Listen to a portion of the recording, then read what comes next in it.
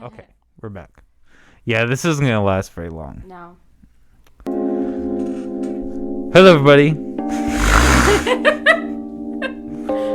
You're watching / listening to the McAllister Hours. As always, I'm your host, Cole McAllister. We have Molly Reardon, who, as always, assisting us. More so just kind of like taking the places. Yeah, backup guest.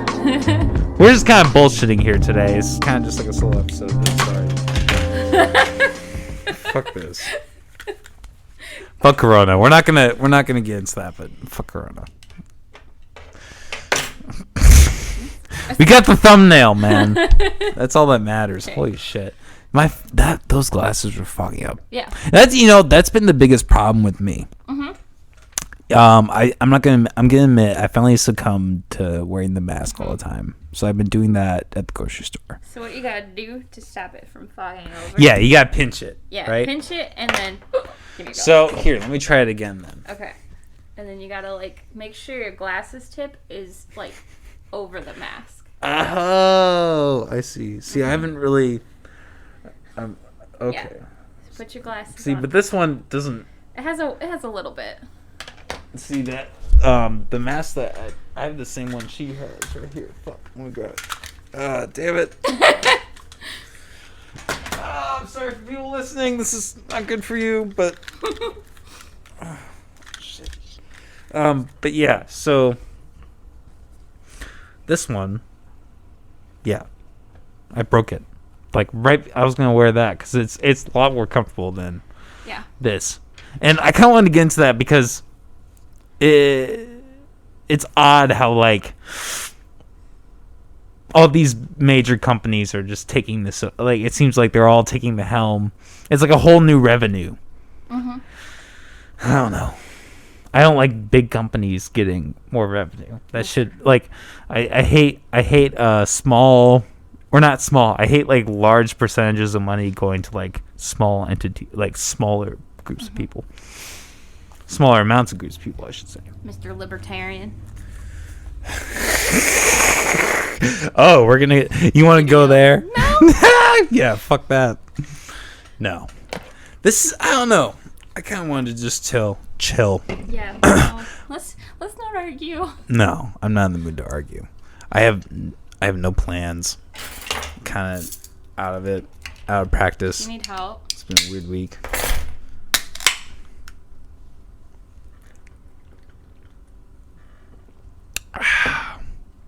I mean, there is for sure one thing that I really wanted to talk about. But before we get into that, do you have any topics that are on your mind? No, I didn't know I was supposed to come up with anything. Yeah, what the fuck, Molly? No. Just kidding. I was fucking with her earlier. I was like, I'm gonna it's just because Molly's a little sensitive, and that's fine. There's nothing wrong with that. I get it. I'm sensitive as well. Honestly, if I had Bill Burr on here, I would die. I'd be crying halfway through that. I wouldn't be able to handle a guest like that. Even the guests that I have had who have been kind of like that, I've been like really moody afterwards and been like, fuck. Yeah. So I totally get it. I'm not like I am like that as well, but. So what was I gonna say? That you were so I was yelling at you and like fucking with you and just being like, fuck you, Molly. All that. But you got nothing. No. Okay, that's fine. Who's the host here? I'm just the Googler. Yeah, I know. We're like I said, we're just spitballing. This is like freeform as fuck. So I want to talk about Human Centipede Part 2. Holy shit. What a fucking movie. Yeah. Oh my god. I don't think I've seen a movie that bad in a long time. And I will admit there was probably a solid 20 minutes out of the movie where I had to cover my ears and eyes because through the entire process. Yeah, we skipped that because I saw like the first minute and it was disgusting. You just saw the teeth. I saw the teeth and I saw and the knee a little bit. I saw him dig under the. Yeah. I mean, we're gonna talk about the movie. Yeah, Like, it's. I'm sorry. Like, we're getting into this. Like, I wanna be able because there's the whole thing with the Human Centipede. It's like why we watch Cannibal Holocaust. Yeah. There's you have to be like a real fucking crazy nut film buff like me who's like or people, I think we're both people who are like intrigued by exploitation, which is entirely what Human Centipede is. Yeah. I mean, in all reality. I mean, do you really think there's any artistic merit to any of those movies? Well, like a little bit. Like, okay. Okay, we need to get into that first before anything. Molly, please explain what you mean by artistic. And I will admit, I have not finished the trilogy and watched the third one. And all honesty, I don't really intend to. How many people did you say were in that? Oh, I don't know. It was like a whole prison. Yeah, so like how many people? I don't know, like 50 or 100. That's insane. 50 or 100? You don't even know? Hold on. We gotta look this up. I'm not like capturing, but we don't really need to. No. But wait. Okay. Yeah. God damn it! How many? Number of People or parts or. Oh no! There's 500. Dude, I have to watch this movie again. Oh my god, no way! You're fucking kidding me. Dude. What the fuck is wrong with these people? We have to. No! We have to. No. I'm done. I've had it. I've fucking had it with these fucking terrible ass. Just one more. No. God, no. Molly, it's never happening. Finish what you Molly, started. if you want to sit in a dungeon and watch that and jerk off like the fucking creepy guy in that movie, I'm just kidding. Sir. I'm kidding. A lady. I know. Ladies can jerk off too. There's nothing it's not to jerk off with. Well, okay, you're still jerking something. You're jerking your hand. Jerk like that. Or you're jerking a dildo. Jerk. No. I mean, come on, it's jerking off. Yeah, okay. Fine. Anyways, anyway, it's artsy because, well, the second one. I feel like the second one was. Okay, that was like and I left a review. I left a half-star review. And I said that was the only merit to the movie, that they decided to do that. But we were looking last night, and apparently they released the color version. So for you Goro porno freaks out there, I'm not necessarily saying that about you. However, it is. I mean, because you're not like the first person I've heard of that like watches and likes these movies. I get that there's like a certain exploitative factor to it. It's just like fucking nuts, and it's like. Because like even I laughed during that. There were some parts that were insane. There was a part. So Jesus fucking. Spoilers. Spoiler alert for those of you who are not familiar with what the fuck happens in these movies by now. What Human Centipede is the first one is this crazy scientist, and I think it's in Denmark, Dutch. I thought he was in Germany in the movie. No, he is German. Well, I guess maybe. I think the two American girls were in Germany visiting. Okay. And their car breaks down, and they get to this doctor's house. And then he kidnaps them. He kidnaps them, and then the whole thing is he basically... Mouth to anus. Mouth to anus, yeah. He creates a long tube.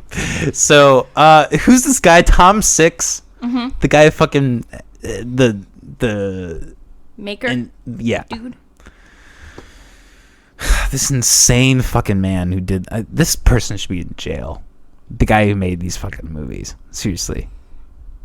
What the fuck? I mean, he didn't do anything wrong. The baby thing was a little wrong.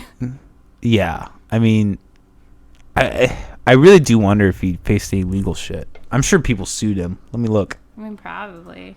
Let me look. He smushed a baby. Yeah, that was the worst part. So, okay, what we're getting ahead of ourselves. Okay. So let's figure this out. So let's see if he legal. Yeah. So I mean, it's obviously censored.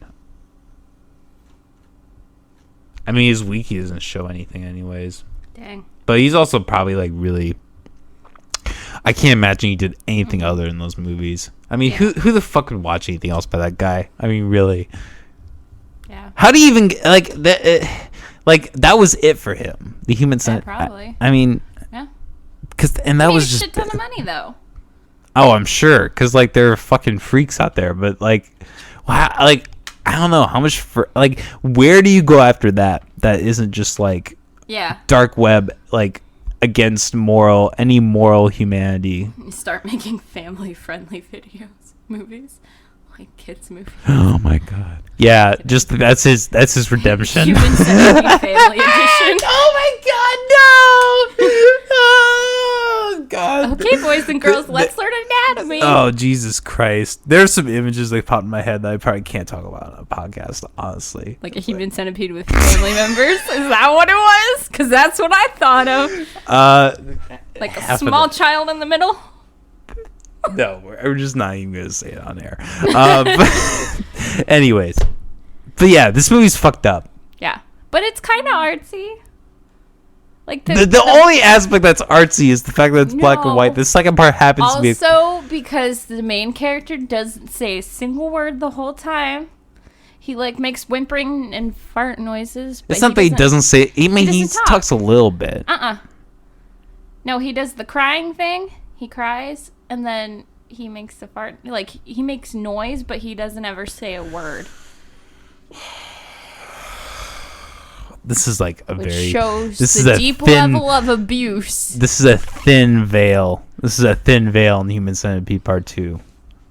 So the thing I will give you credit for is I do understand like the because your career and goal is to become like a therapist for a prison. Yeah. So I can understand like why that part of you is kind of intrigued by that aspect. Yeah. I get that. And that's fine. Not really my taste, personally. Okay. I also think it was interesting that, like, they, like, made the subtle sounds I see what you're saying. A lot louder than they are in real life, you know what I mean? Well, yeah, I mean, it adds to the creepiness. Yeah. Like, this, Like, the centipede was really loud, like, the actual centipede. Like, when it would grab things, it was really loud. And then, like, the mouth noises that he'd make, like, the coughing and stuff.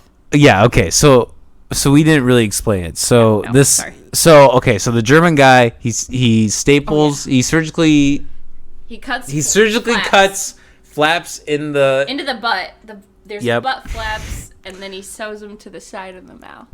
Yeah, exactly. And then so they're all connected, and there's all the stream, which like and he cuts the little tendons in the knee so they can't move around besides like crawling. Yeah, so it's pretty fucked up all around. So there's that, and then so the second movie, which is what we watched that movie. That is a movie that I had tried to watch years ago, and when it got to the part where he cut the ass open, I had to stop. And but then I was having a bad day, and you're like, "Let's watch Human Centipede." And that was nice of you.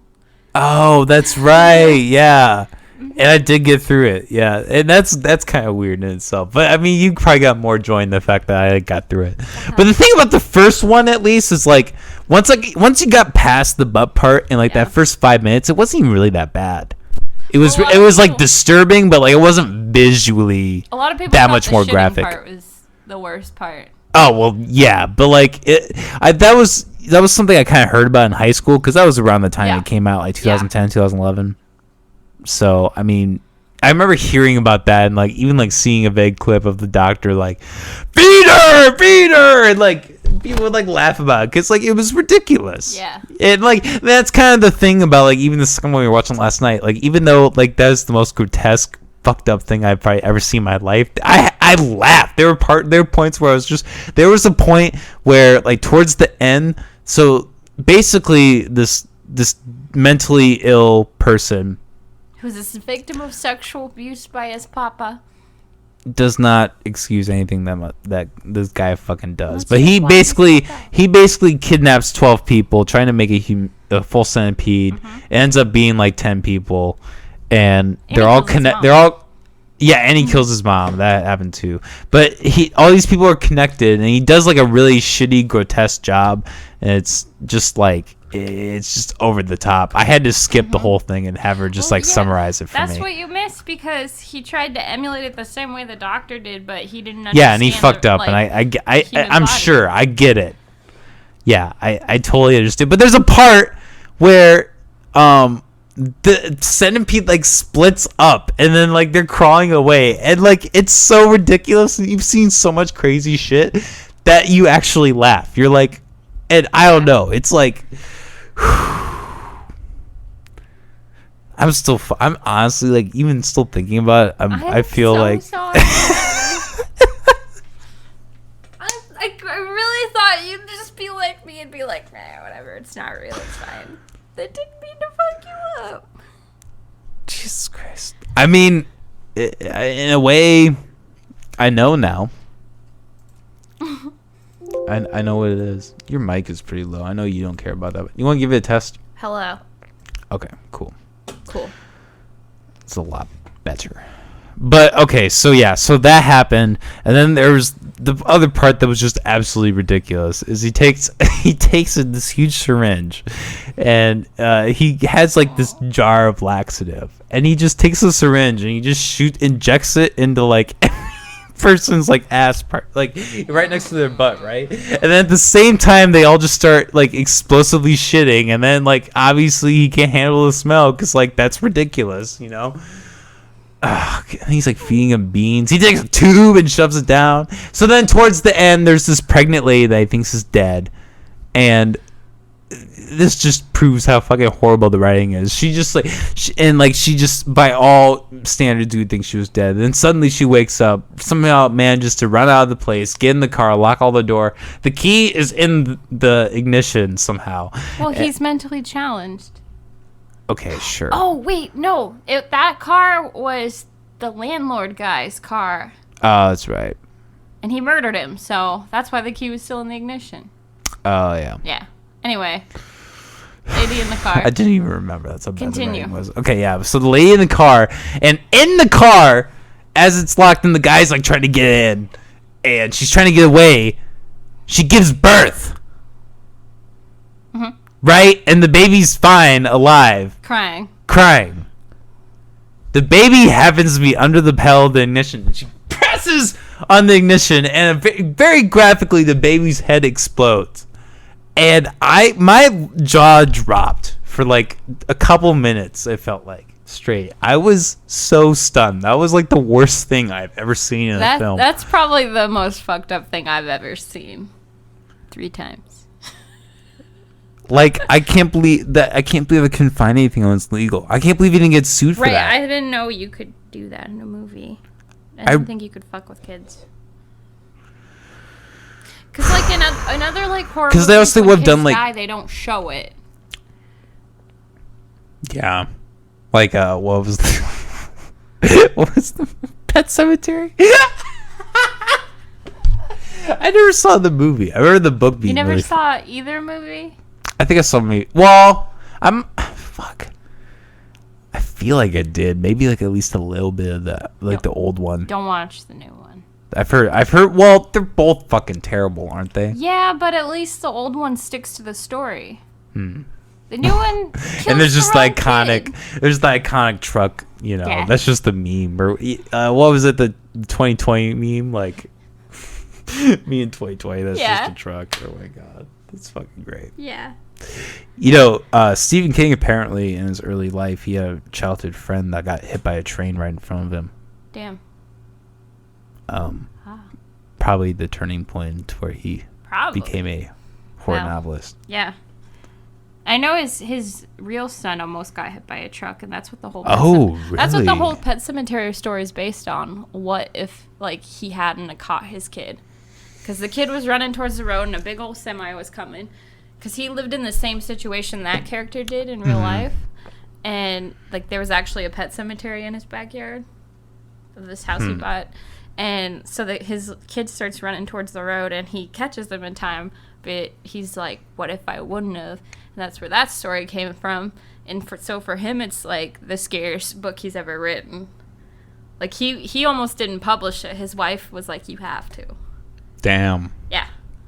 I mean, I do think it's probably to this day one of his most fucked up books. It really, because like,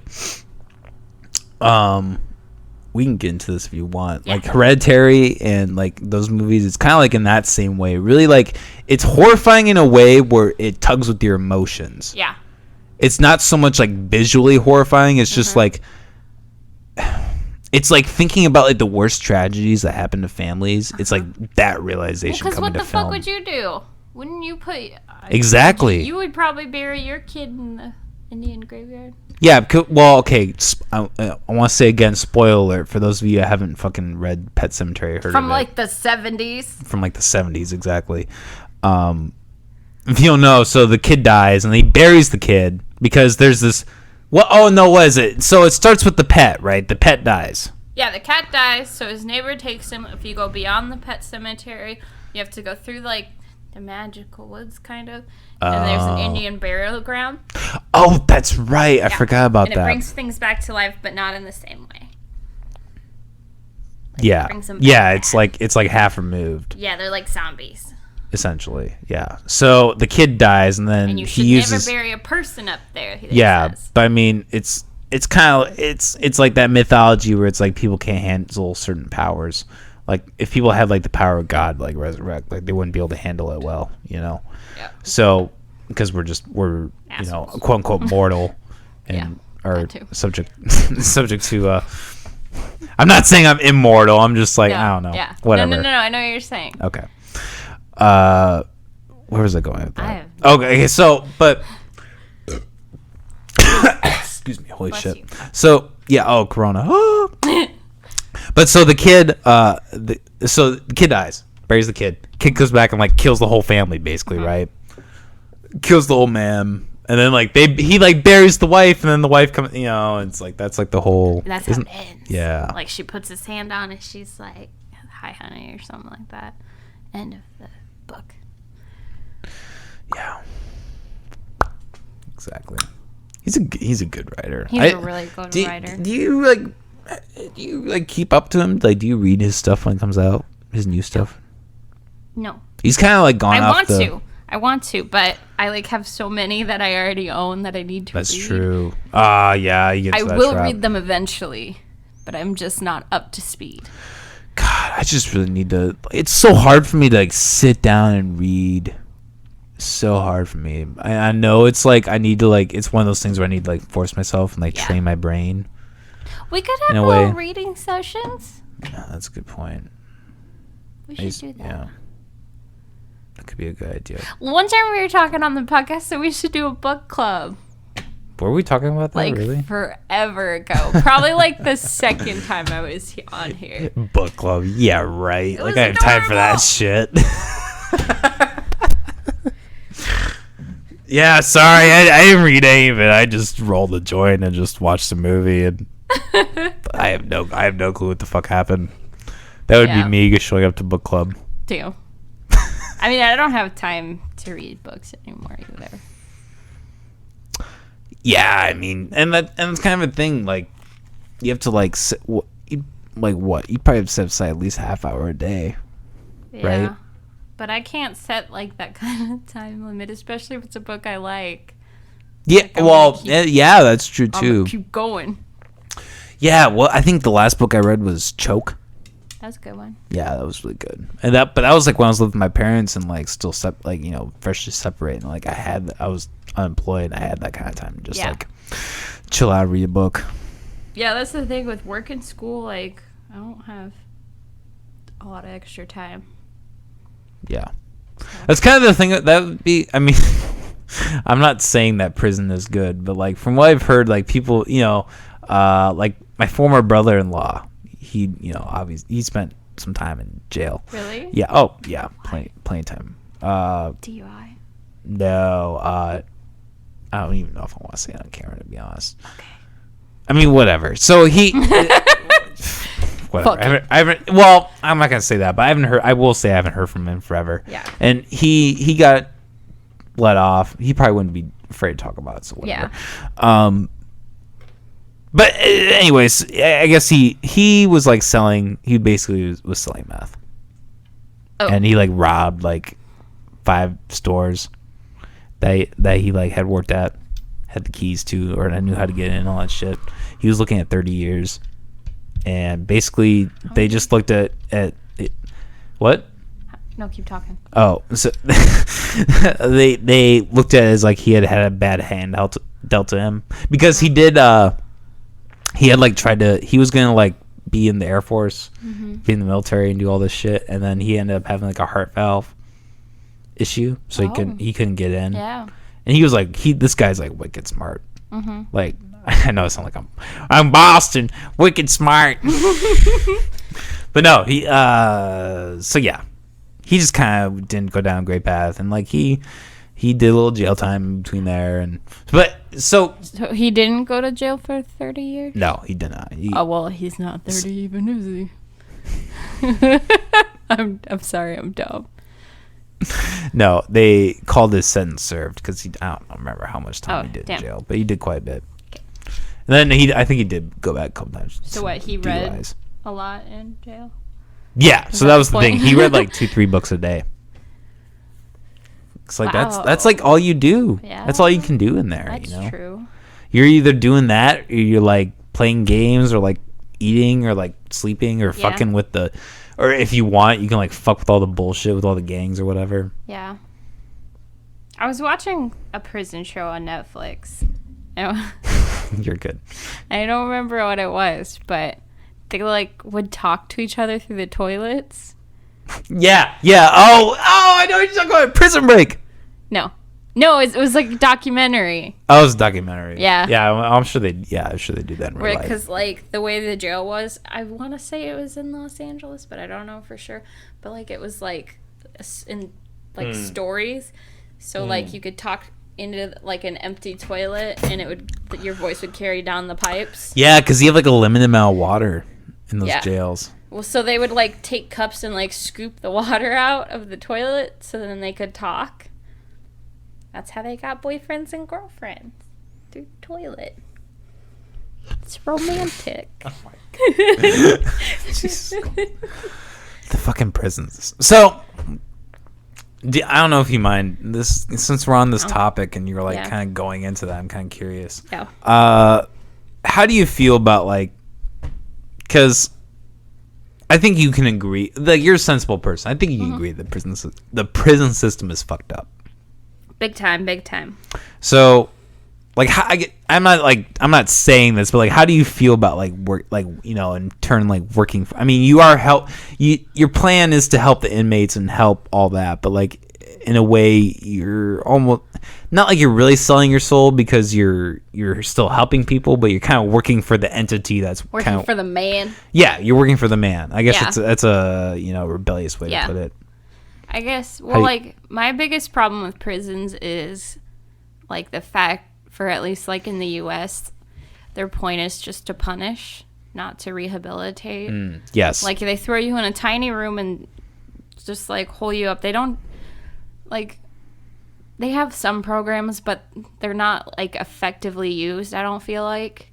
Yeah. So then, in my mind, by, like, working in the prison, like, I would be, like, facilitating that rehabilitation and, like, working with them to get them to a point where they'd be able to function on the outside. That's a good point. Kind of what, not to get into this, but kind of like the defund the police argument, where it's like things get separated. I see what you're saying. So, like in my mind, like, my goal would be, like, to help them and teach them skills so they could go back into their old situation and not give in to the same problems that got them there in the first place.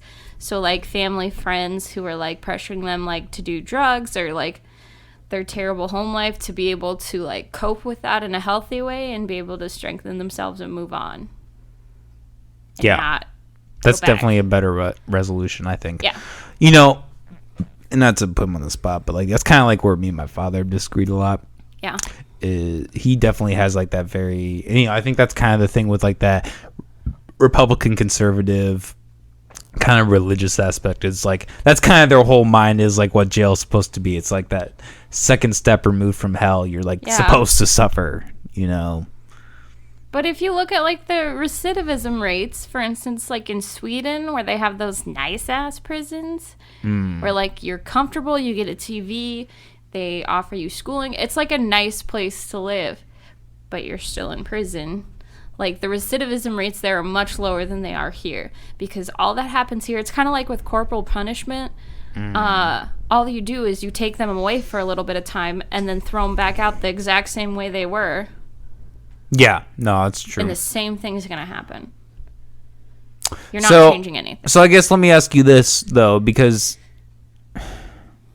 I could be wrong. And a lot of it probably has to do with the fact of how our prison system has worked for so long, that we like created these people who are like, you know, really violent, really fucked up offenders. I mean, I think there probably I would be willing to bet that there's proportionally more of those people here than there are in Sweden.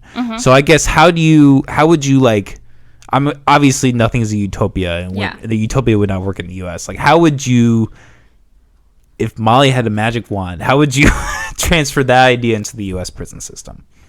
Okay. I would make it more comfortable, like bigger. So would you make it more comfortable for even those people though? Like so let's say somebody like rapes and kills 10 people or something. Would you even do that for those people? Yeah. I mean, if they do that, they're going to be in prison for life. Yeah. So I'm not like they're going to be in prison for the rest of their life. Why do they have to also be like, they're already being tortured, like mentally, like with their thoughts and having to stay locked up. But that doesn't mean they have to like sleep on a slab of concrete and be so confined 23 hours a day. Because they only let those people out for an hour a day. Yeah, they only get to see sunshine for an hour. But I mean, I don't know. See, I know what I just said a couple minutes ago, but like, like that's kind of the thing is like being conservative. I kind of also understand like why. If you watch on Netflix the documentary series called "I Am a Killer," it kind of opens your eyes a little bit. Like a lot, like the people who do those crimes don't just do it because they're bad most of the time. They're really fucked up. They had a horrible life, and they've had so many horrible things happen to them that's led them to that point. That's a good point. So, yes, they did terrible things. Yes, they're going to have to live the rest of their life in prison, but do they have to be completely and utterly, like, removed from any sort of comfort? No, they still deserve to be treated like a human being and to have, like, work through their problems. Like, a lot of them have suffered, like, immense sexual abuse. That's and they deserve to have that, like, treated.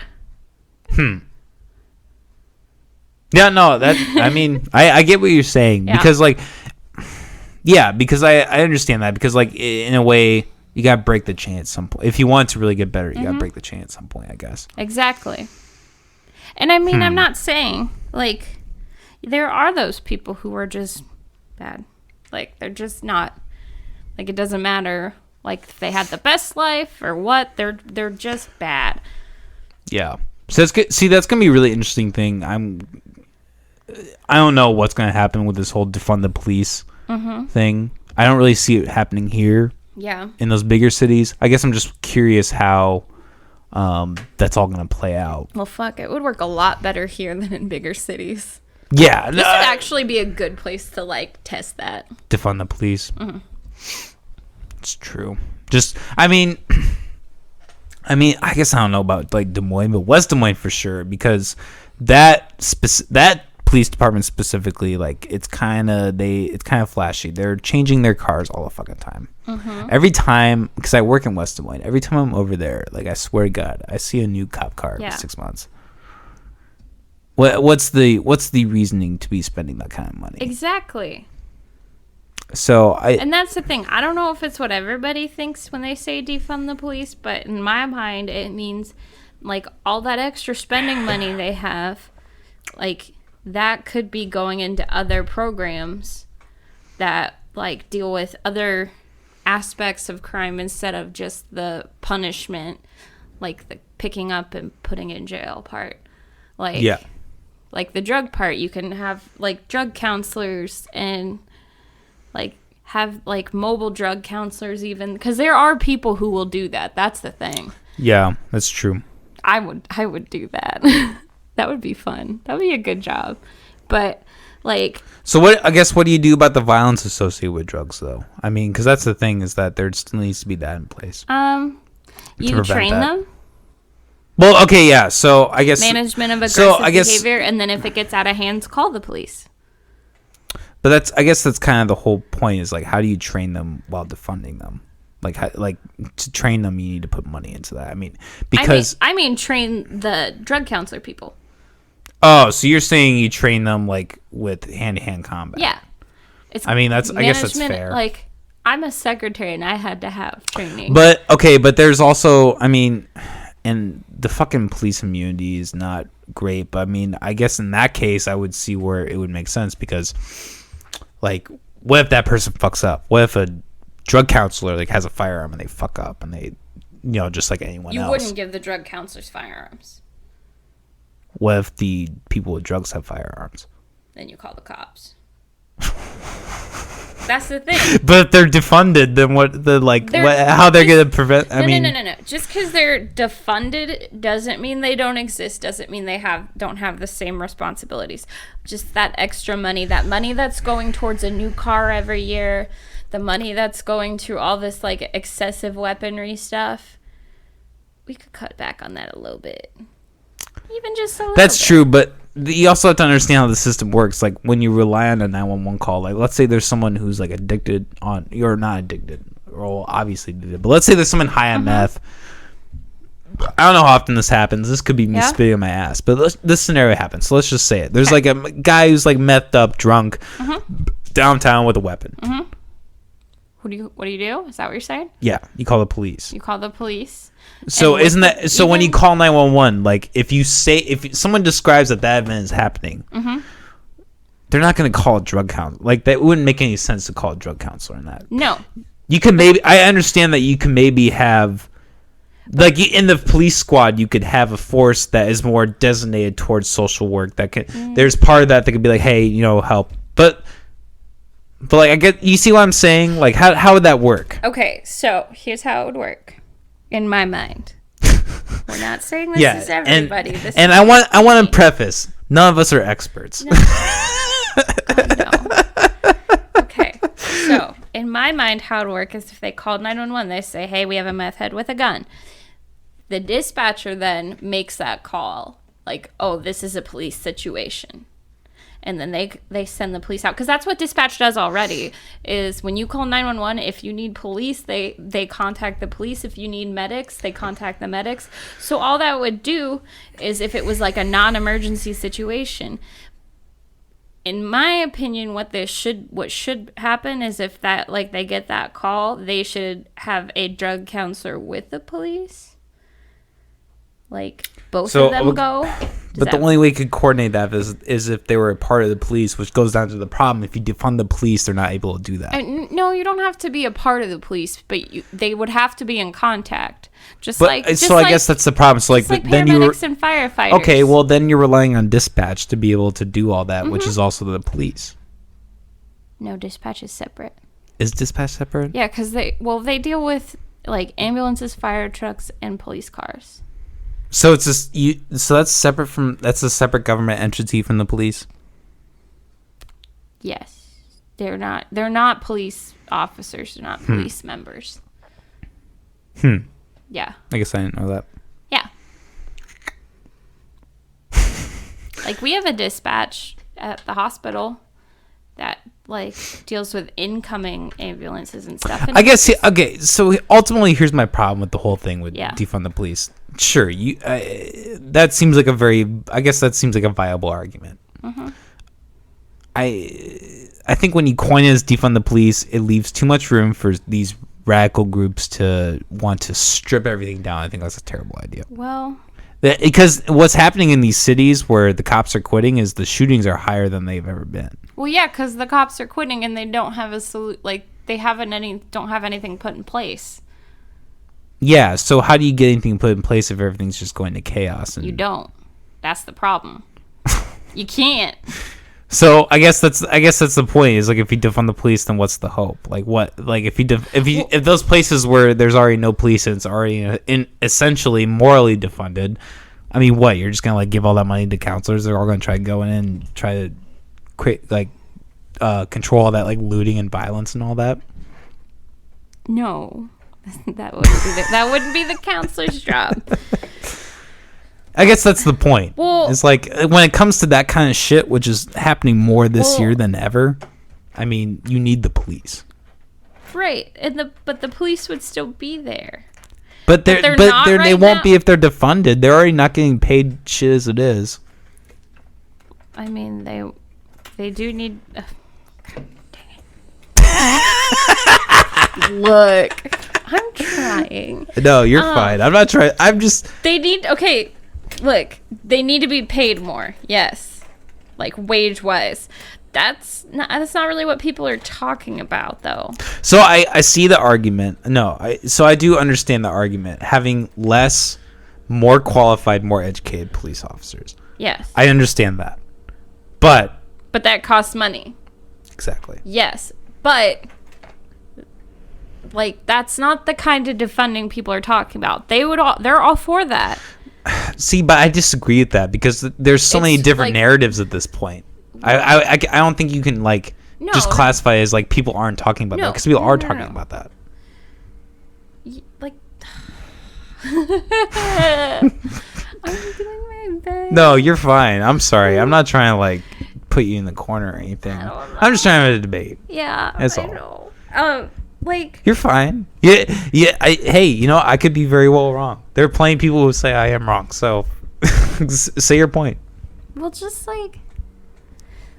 nobody's on the same page. That's the thing. No, and I would. And the people who are getting the most attention and the most voices are the radical people who not everybody agrees with. Yes. But the majority of people who agree on a rational thing, kind of like what I'm talking about, you don't hear from them because they're being talked over.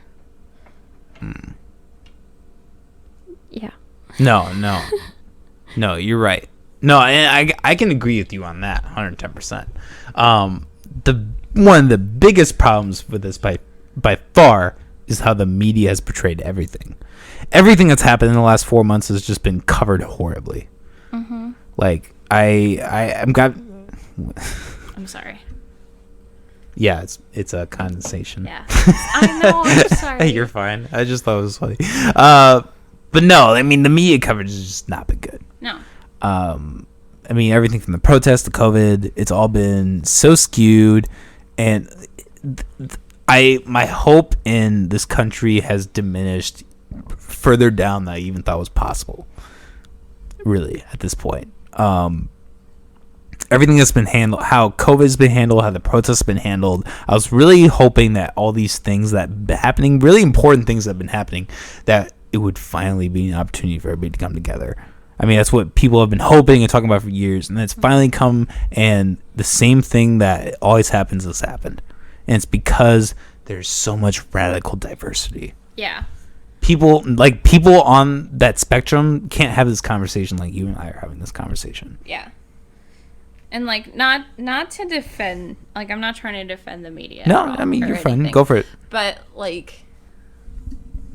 I'm sorry. You're fine. Just in general, I can see where it's hard to be unbiased because there's so much going on right now. You have they have to pick what's most important, and who's to say what that is? I'm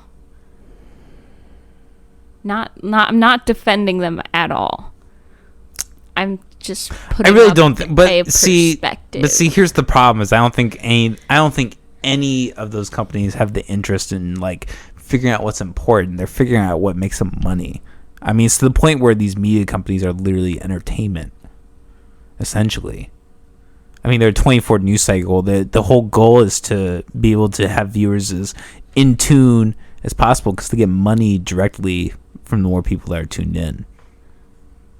I think that's what CNN has become. Well, any of them. CNN and Fox News. They're both like that. That sucks.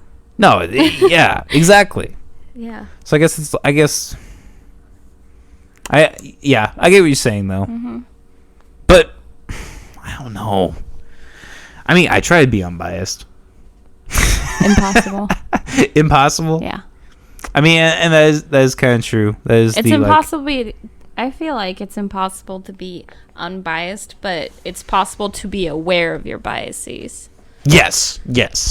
So I guess it's like when CNN's the central news network and they're not the central news network. That's a problem.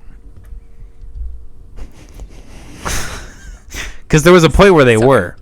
What do you mean they're not? Oh, they're left wing as fuck. Are you kidding me? What do you mean? Like, what do you mean by central news network? That's what they stand for. Yeah, I know, but like central as in like not left or right? Yes. Okay. I mean, I would assume that's what it would mean, don't you think? I don't know. I mean, I don't work there. I mean, I guess that's really the whole problem. We just need like a European style government where there's several different groups. What do you disagree, or how do you feel about that? Several different, like you mean like more than two parties? Yes, 110%. Which I mean, technically, there's more than two parties, but everybody knows. Really. Yeah, everybody knows that all the money is in two parties, Yeah. and that's like the big problem. Yeah, everyone knows the third parties aren't gonna win. I'm voting libertarian. I don't give a fuck. I know my guy. I know my boy. Who's the fucking You libertarian? don't even know. I don't know exactly. And that, like, I know I'm a sheeple. Have they even probably announced it by now, though? Let's see. Libertarian candidate 2020. Is there even one? That's the thing. They come in late. Because last Okay, year... well, here we go. Looks like John Hamburger. Or no. John. Nerd. No. Jesus fucking Christ. Jacob Hornberger. Joe Jorgensen. Vermin Supreme. Oh, Vermin Supreme's ready again. No way. No. Oh my god. Vermin Supreme 2020. Of course he is. And that's the fucking problem. Is like when jackasses like that are in the fucking in the fucking libertarian party, it he makes said it he was terrible. going to get everybody a pony, so I'm out. I don't have anywhere to keep a pony. You fucking kidding me? You have a balcony. I could just have the balcony be a garden. He can just like shit in it all day. Yeah. And I have plants just grow. Teach him to shit off the balcony. into Athena's yard. Papa Squad. I mean, he would be popping a squat then. He would be. I mean, at least one person would be popping a squat.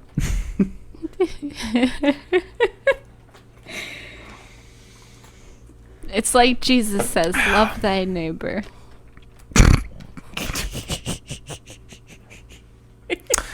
Yeah, like I really hate that. Jesus. Yeah, fuck you, Jesus. Really hate that guy. Fucking asshole. Fucking cunt.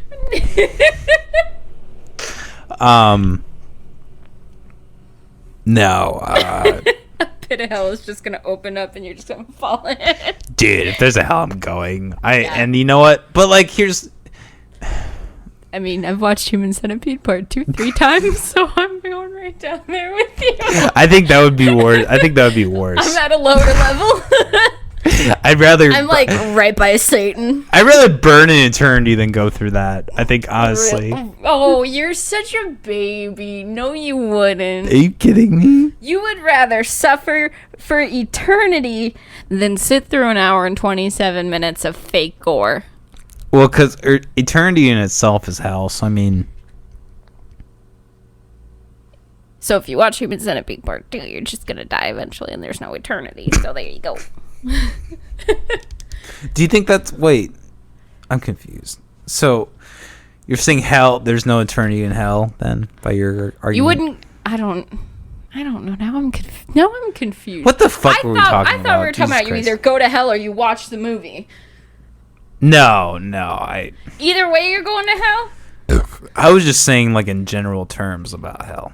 That's like what you think it is, but I don't know. I don't think it exists. So no, I mean I don't either. So what's even the fucking point? What was my point about Jesus? Oh wait, okay. So here's my point. Okay. So I was listening. I had never watched this because I kind of like heard about it recently. Is it okay if I go get a drink real quick? Yeah, why don't we just take a break? We're like almost at an hour. I'm sorry. No, you're fine. Let's just take a break really quick, and we'll be right back. And we're back. Oh. Sorry. You said what? 2 weeks ago? Yeah. Well, it was on 2 weeks ago, right? Yeah. Yeah, so you guys were talking about off air, like how there's nothing more unattractive than like a drunk girl like trying to have sex with you. Yeah. And that's what I thought of, and I was like I don't know. I mean, I feel like if you're drunk too, I guess. I don't know. I guess like for guys as they get older, they kind of just like get over that. I get it. Like they don't have their wits about them. What do you mean wits about? Like we just like aren't tuned into that, you mean? Or yeah. Well, like no, I mean like drunk girls they don't like it's I don't know. Drunk girls aren't nervous. They'll just be like, ah. Yeah. Yeah. But not like in a good way. Like like almost aggressive. Yeah. Yeah, like it's a little scary. No, I agree. From experience. Yeah. And that's like the thing like people don't want to talk about either. That's kind of, like have you seen The 40-Year-Old Virgin? I have. Fuck yeah. It's like, I thought that was a really good like depiction of everything. Like when you're doing with like virginity and like all that kind of stuff. Really? I really liked it. I liked how they I don't know. It had the message where it's like you don't need to just like fuck around. Yeah. I mean, I don't think there's anything wrong with it, particularly if you're as long as you're smart with it. But you don't have to. Yeah, I feel like it's either like there's pressure not to, or the pressure is to. Yeah. And you can just do your own. If you. Yeah, if you're a boy, there's pressure to fuck around, and if you're a girl, there's pressure not to fuck around. Yeah, it's true. You should just it's like with it's like with religion. Like if you're gonna be a religious person, yeah. I can't mess with them. You're fine. Like if you're gonna be a religious person, whatever. But like the problem that I ran into, and the problem that I think a lot of people run into, is like it doesn't really come from themselves. It's like something that's ingrained in them, in their culture, and like kind of something they're just, I don't think we live in a country where people are really able to like step back and be like, what do I like, based on my experiences and how I feel about things, like, what's the answer? What's the truth? I mean, I think that is growing in our generation, but that's something that religion kind of blocks. Mm-hmm. I think there's a way to be religious and not have it block you like that. That's and that's true too. But I mean, not to say it's a common thing at all. Like people still do get blocked by it. Oh yeah, well I mean that's I don't know. I mean, I'm a big fan of Christopher Hitchens, and he was. I don't know who that is. I have his book right there. God's not great. Is he the guy with? He doesn't have long hair, but like long. No, he has longer hair. Longer. Yeah, he's dead now, but he has like bulgy eyes. Kind of. Just gonna Google it. Sure, go for it. Okay. But yeah, I don't know. I was kind of going back to what were we talking about before? Jesus fuck Christ. Something about Jesus. No, like before the break. Yeah, something about Jesus. Oh, it was something about Jesus? Okay, yeah, that's who I thought it was. Well,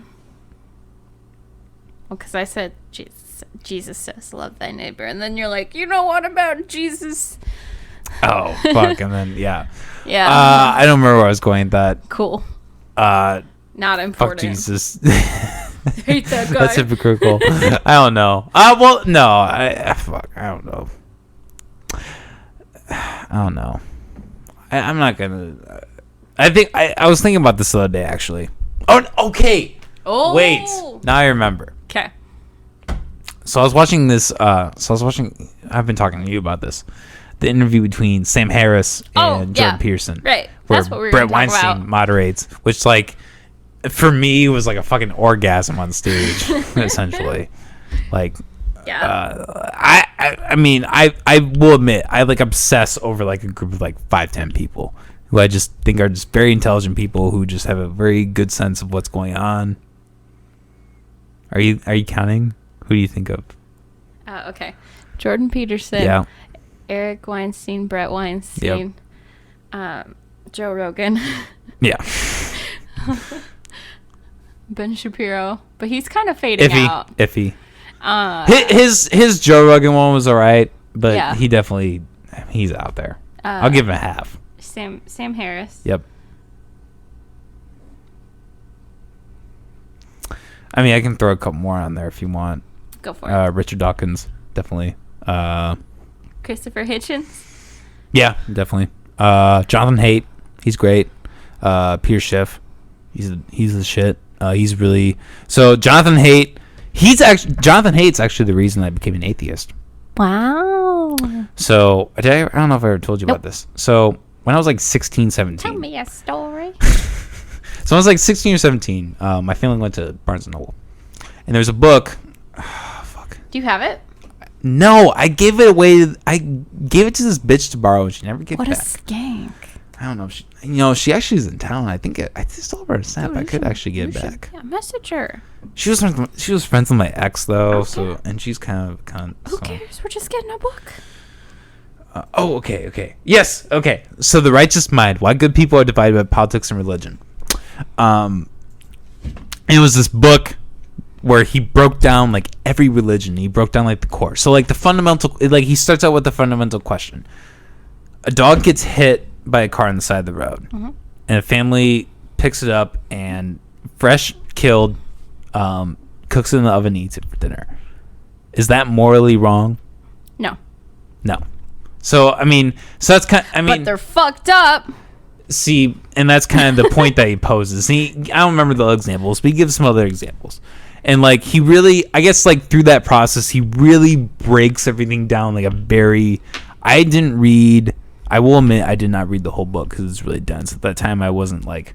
I will admit that's my problem. Is like we were just talking about this. Like I don't read. Yeah. I will admit that I definitely don't read enough. I like to intake information audioly and visually. That's I get just that. how I prefer it. That's how I am with Audiobooks would be. school. What was that? That's how I am with school stuff. Like I'm better at listening than reading. Yeah, that was the big problem with me in programming. Is like there was like these texts I had to read, and I just went online and I just like tried to figure out the best I could. And like I did okay, but anyways, what the fuck were we talking about? Okay, so The Righteous Mind. So that book basically broke everything down. It's kind of ironic because my mother is, my parents in general are just very Catholic, religious people. And she's not watching these. I would really hate to admit that to her ever, but like, in a really weird way, she's the reason that like. It's her fault. Not her fault. I mean, that was like a stepping stone for me. That was an opportunity for me. Yeah, that was an opportunity for me to open up. Because I did spend a lot of summers in Wisconsin, and like I interacted with a lot of people from different places. I think I just happened to be handed a different set of experiences from a lot of people I was in school with, and a lot of people that I lived around. I see. And so that allowed me to see a lot of different contrasts. That might be for better or for worse.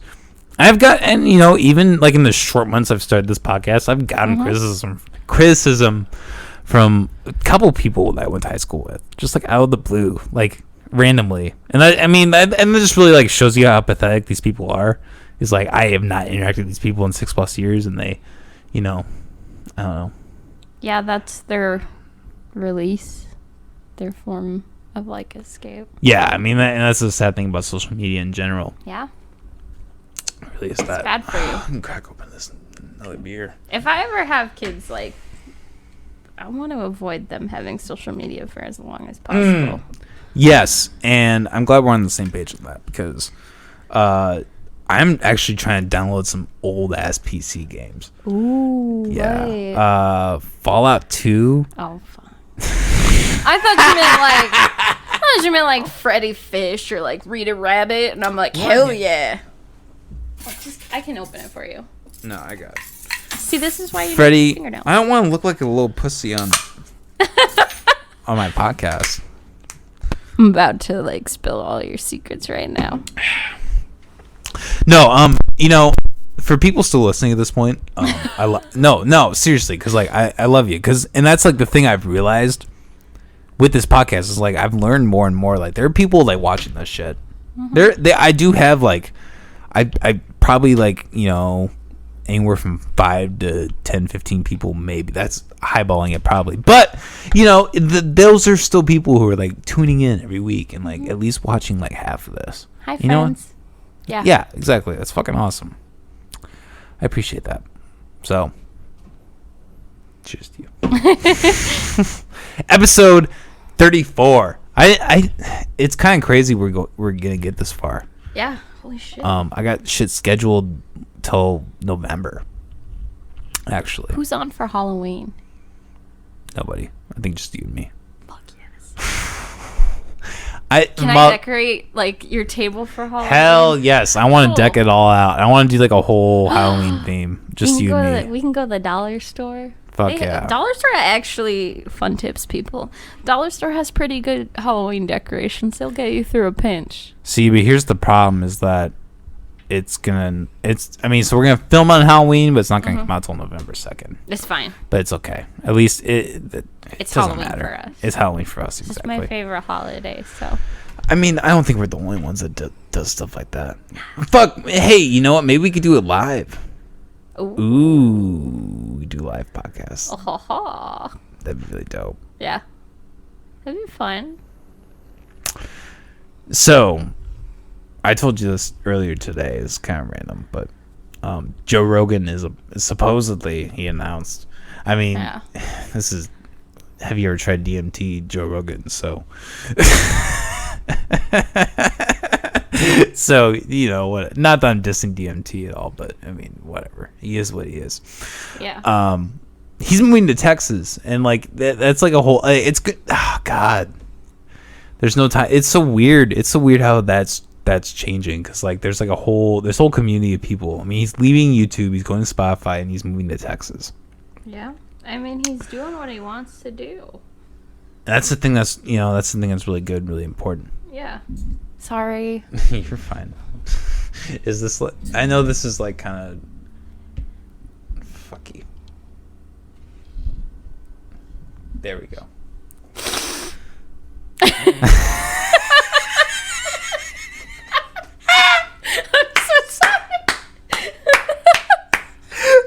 Funny. That probably wasn't near as funny as I made out to me, but like that just like that noise. That was good. What's that from? Hereditary. Oh my god, yeah, we were gonna talk about that. That's right. Oh my god, those fucking movies. That's how you gotta murder me. Wait, how am I murdering you? I'm gonna stick my head out the window and you're gonna drive really fast and the bull's gonna take my head off. Oh my god, that's a fucked up movie. Mm-hmm. I still think Hereditary is worse than Midsommar. I mean, Midsommar for me is just way too personally traumatic, so yeah, I can't handle it. I liked Hereditary better. I did too. I think it's a scarier film overall. Yeah. See, Midsommar is equally as good in its own way. Yeah. But it's kind of like this is a terrible example because Campbell Holocaust is a terrible film, but it's kind of almost in the same light. Well, I mean, because it's literally shot in light as a Campbell Holocaust is. So you need to watch The Wicker Man. The original or the new one? Both. I've seen some of the worst scenes from Wicker Man With Nicolas Cage. Yeah. The bees. Yeah, it's just the bees! No! Dude. No! Okay, but they have an alternate ending for that one with Nicolas Cage, and what they do is they break his knees and then drag him up there into the wicker thing. So And it's freaky. Because I have a weird thing about knees. let's just play that clip. Okay. If we're not like viewing it, if we just listen, I think we'll be fine. Audio. If we get a copyright beach for that, it'll be literally the first one in how Yeah. many fucking episodes? But I watched my the God. original one recently. It was weird. Yeah, see, I've heard the original one's actually okay. Jesus Christ. Yeah, and I remember this came out when I was a kid, and like people like tell me that Yeah. like it was good and shit. Yeah. Because like when you're fucking 8, I remember anything's good. My parents rented it, and the cover looks scary. yeah, that's the thing about marketing. You bitches! You think about like Black Sabbath, they weren't even like Yeah. that gothic of a band, but they had the marketing that they were like evil, you know? It's weird. I would love to I'll be design guilty. movie covers. Fuck yeah. That'd be You're so doing it for tight. I love like the Pinterest shit where they hell where they yeah. have those custom movie covers. I would love to do that kind of shit. That sounds great. Like I would love to get what do they just do? He broke his leg. Oh, his leg. Okay, I thought they got his balls. No. I'm still in Human Centipede Part 2 mode. God. They I still don't believe in you, God! At least you're not shooting him a laxative into him. not God. yet.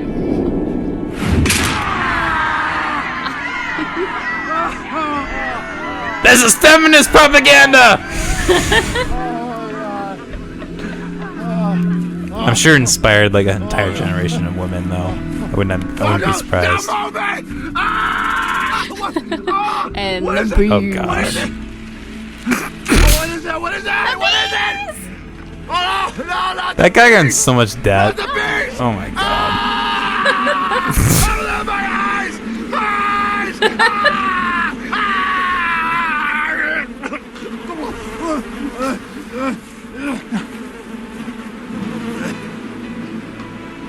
So does that kill him? No. Oh, that just like puts him out? What the Well- fuck? He's just out? Really? I think he might have passed out from the pain of stings and broken legs. And probably just shock. I mean, Yeah, that's the word. Yeah. Yeah. Back words to, are hard. Back to movie covers real quick. This Yeah, is yeah, this yeah, is go so for it. embarrassing. It's not movie covers. But do you remember Wattpad? What? Wattpad is a fan fiction website where you can. Well, no, it wasn't even fan fiction. You can write fan fiction or like original stories. I used to. I read- never got into the fan fiction. I've heard Goddamn. there's some really fucked up shit though. Oh shit! Yeah. Ooh. But like, even just like people would write like their own stories and just post them on Wattpad for people to read. And I got really into making book covers for people. Sorry, that's what I did in my free time. I would like Damn, that's. Google images and like put, Oh, really? put like text over them and shit. Oh, no way. Yeah. But like, so was it like, it was just like for fun fucking Yeah. around. That's Yeah, it was that's just, awesome it was though. just a lot of fun. I think I did an okay job. I actually, no one's gonna see this. She's not gonna see this. My little sister Yeah, I used to wouldn't write worry about One that. Direction fan fiction.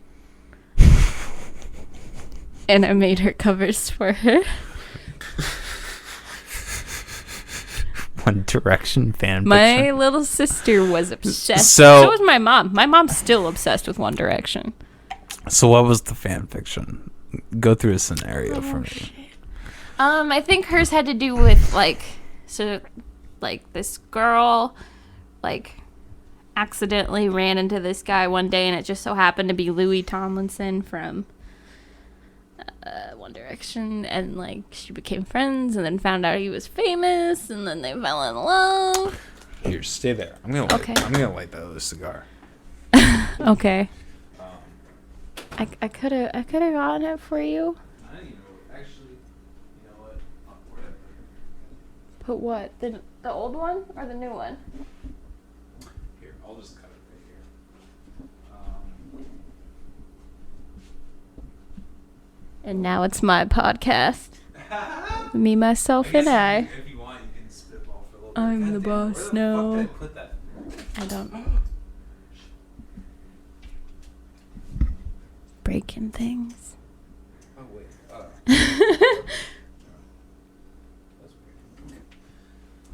Oh, here we go. All right. I need cutter. Which is outside. And then I'm actually. You're gonna what? I'm gonna use that. Keep that in mind. Keep what in? Keep what? I said, just like keep the fan fiction in mind. Oh, well, but that was it. I mean, I've written fan fiction before, and you were never gonna see that. Oh, come on. You gotta get to that. Holy shit, no. Those were dark times in my life.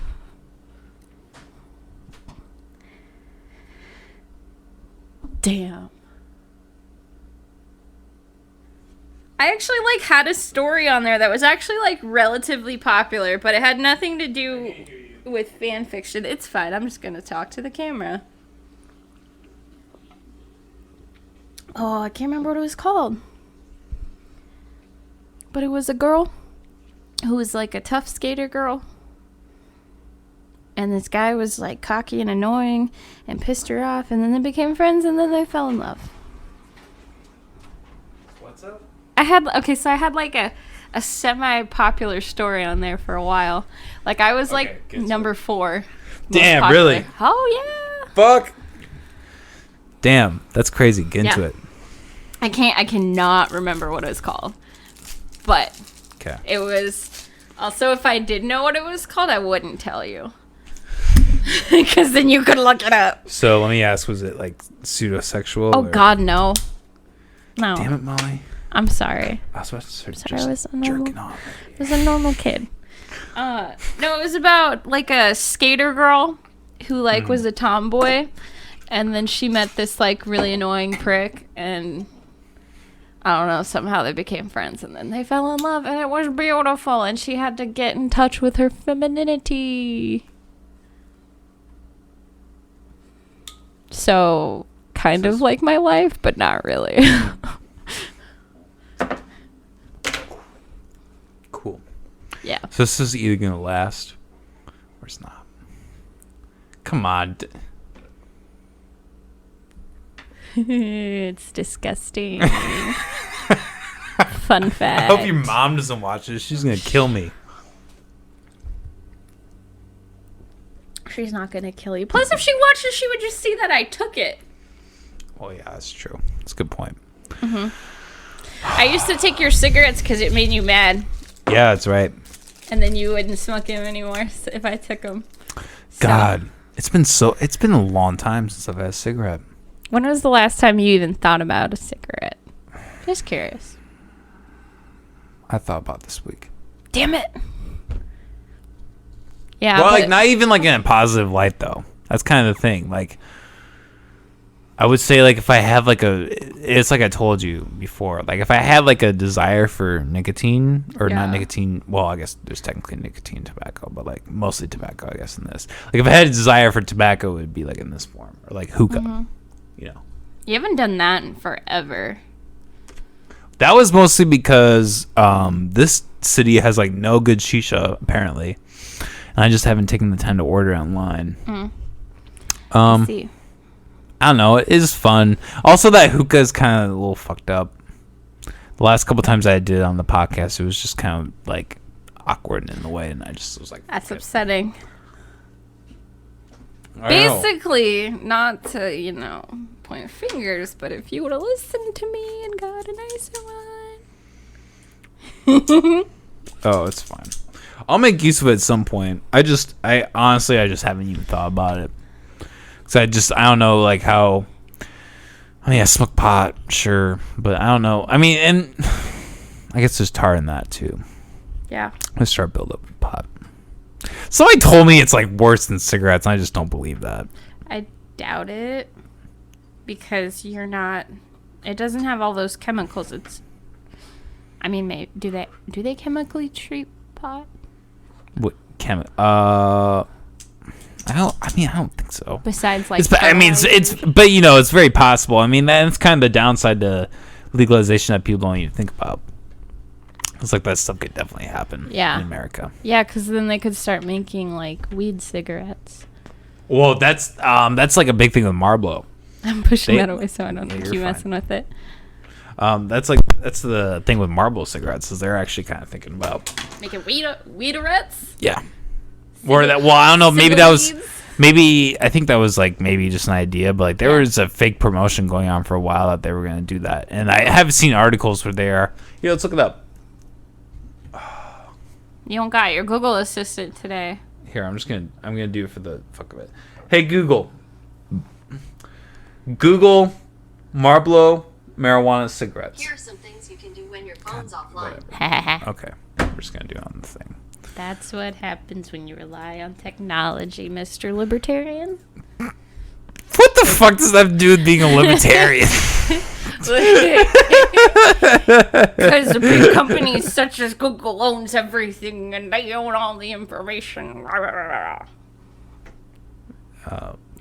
Because you always go off about that shit, but then you talk to your Google machine all the time. Oh yeah, I mean I get it. That's the hypocrisy, but at the same time, there isn't like a libertarian avenue. That's the problem. It's like, what am I supposed to do? Like create my own shit? Yeah, right. I actually kind of was thinking about that the other day. It's like, what if I just went mad like that guy did Temple OS and just spent years just trying to like figure out and code and just like create my own operating system. That's just for me. Dang. That seems like way too much effort. Yeah, that's kind of what I thought. You have more important things to do in life, like smoke cigars and watch Human Centipede Part 3. Fuck that. No! Part 3! Mayor wanna cigarettes. Oh, So these are like, those are cute. I don't think those are real. I think those are fake. No, but, those are freak as fuck. So one tobacco giant hopes to stop making cigarettes entirely. Philip Morris International is the company behind Marlboro and other large brands. The company says they want to purchase out the manufacturing of cigarettes and move into smoke-free products. Damn. What does smoke-free products mean? I think they mean like cigarette smoke specifically. Oh, okay. Yeah. Because, yeah. I think that's what they're talking Maybe about. they're going to make edibles.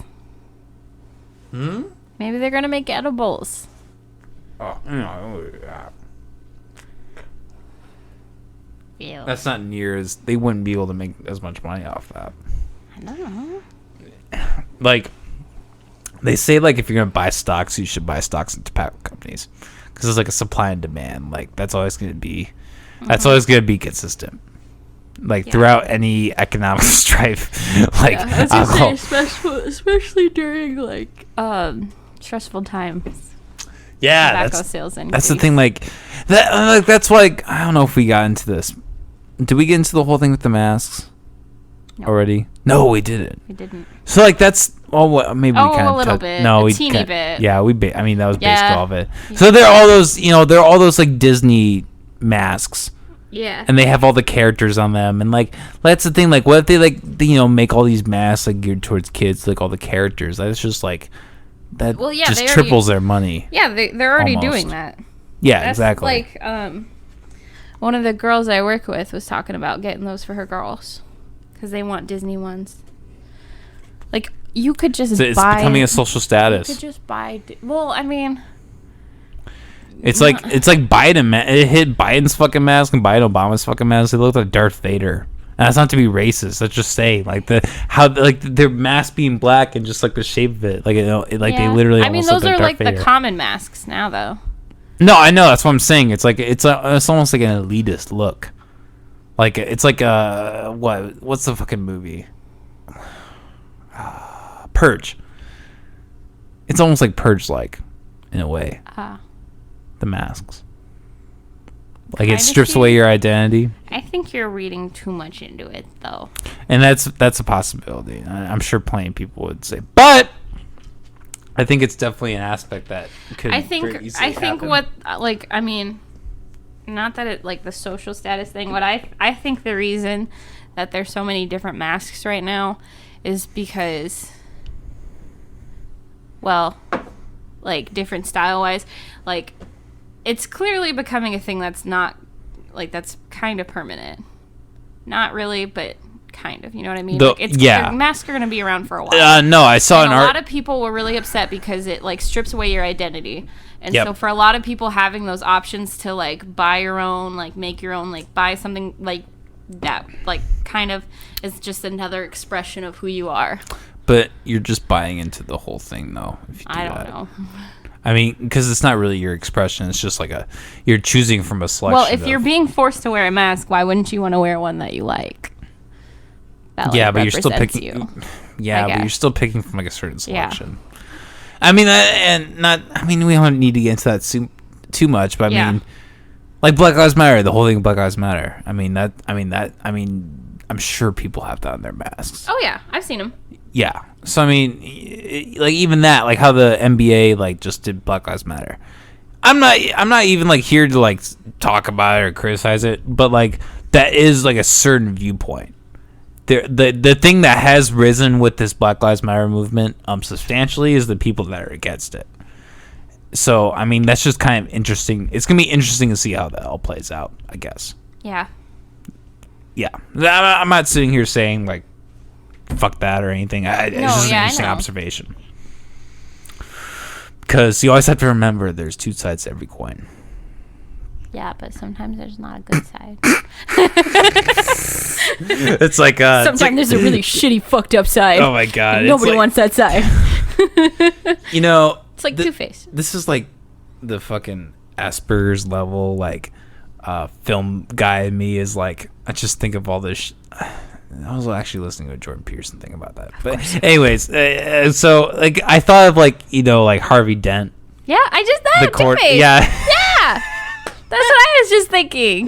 Like I would just be curious to think like how many people in our generation, because you know, like growing up when you see these images, like you're in a way, I don't want to say brainwashed, but in a way you're like at least very influenced by like films and their messages. Oh yeah. So I'm waiting I mean, for films to come out with people like wearing masks and shit. Yeah, I've been thinking about that actually. And like music and art, like, and it almost kind of annoys me how everything. I feel like everything that is ever conceived is going to be geared toward this thing, and that's almost like that's just like Unitarian as fuck and like elitist as shit. I don't know. That's extreme probably from a lot of people, but I mean, for me, I like putting it in like movies and music. I think it's a good way to like like you watch movies from like the 70s and people are at the disco and shit, you know? No, I see what you're saying, like in terms of capture, yeah, like to capture the time period and the emotions that people are feeling in this time period, I think is important. Yeah, but there's also plenty of time to do that. Well, yeah, there's plenty of time. I'm just saying. I guess the thing I worry about with that is it's going to solidify everyone to like just continue to do that forever. I don't know. Forever? Yeah. I mean, maybe. I mean, I don't know. It's not the worst thing. Really? I'd rather wear a mask than get a shot. Well, that's true. I mean, I know. You compare those two things, sure, but like, I don't know. It's like, well, it's just, I don't know. I don't want my like identity stripped away from a fucking mask. I just don't like. I don't know. It's like the fucking everybody's been watching all these sci-fi movies where people like wear masks all the time and shit, so they all think it's okay. I don't know. I guess okay. I don't think that the risk that's at stake for people doing all these measures is worth it. Now, if something like the Black Plague came and like killed 50% of the population, then yeah, okay, sure. I mean, if you think about it, the masks are not just protecting you from COVID. Like, that's how no, I get it. They're protecting other people too. Like in Asia, like they wear masks when they I've heard that too. You know? It's like a part of their culture. Yeah, and I don't think it's stripping away your identity. I know a lot of people think like that, but like, if you think about it, back in the day, like at one point we didn't wear underwear. So yeah, and now we wear Oh, okay, I see what you're saying. So you're going on that train, but I don't know. But I think that's different. I'm just making an argument against what you're saying. Is all really. Okay, no, I see what you're saying. I see what you're saying. I'm not trying to we we I don't know how I feel personally. No, I get what you're saying. Like, we as humans, are destined to evolve, and maybe this is a way for us to evolve, is that we all just wear masks. Yeah. I guess I just don't know. It's just a new piece of clothing. But I don't know.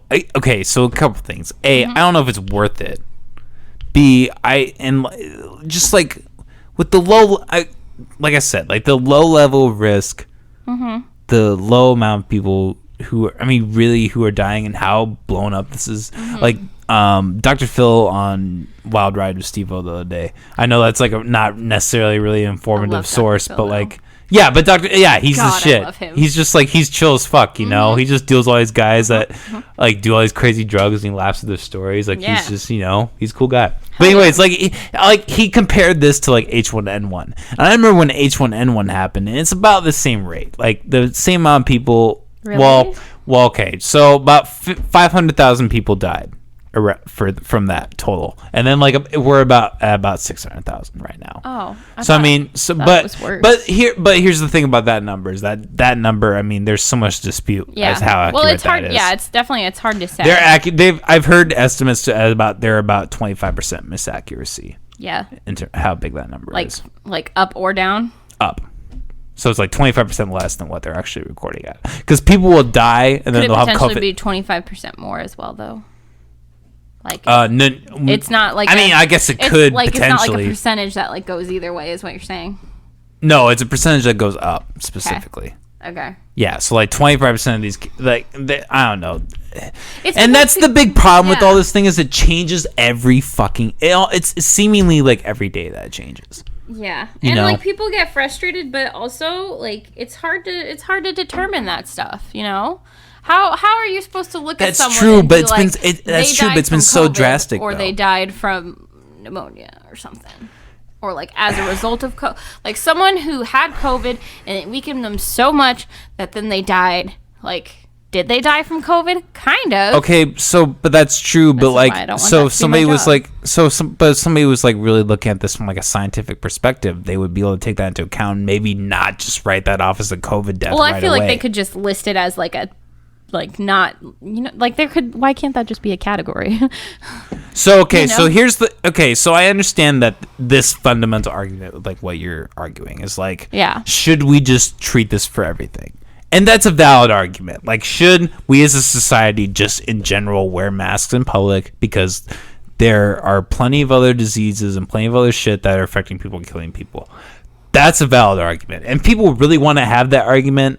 That's fine. But I don't think that's the argument people are having. I think people are taking what's happening with COVID, and they're latching onto it, and they're using it's almost like a political thing. Like, either way, like it seems like left-minded people are really like about masks, and even to the point where they're like calling the police on people for not wearing masks, and like lecturing people publicly. Like, the person that I had on the podcast, I don't mean to talk about this, but whatever, fuck her, podcast several times, just personally attacked me, like just came over here and was just like just saying how shitty I was for not like that. I think that is uncalled for. I don't think anybody, like, you're not serving any justice, you're just being an asshole. You need to, people should focus on bettering themselves before bettering other people.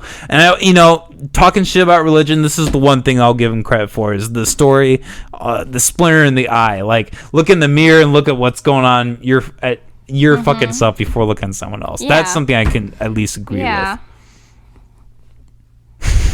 Sorry, I went off. I'm getting a little pissed. You're okay. Don't get pissed. I understand.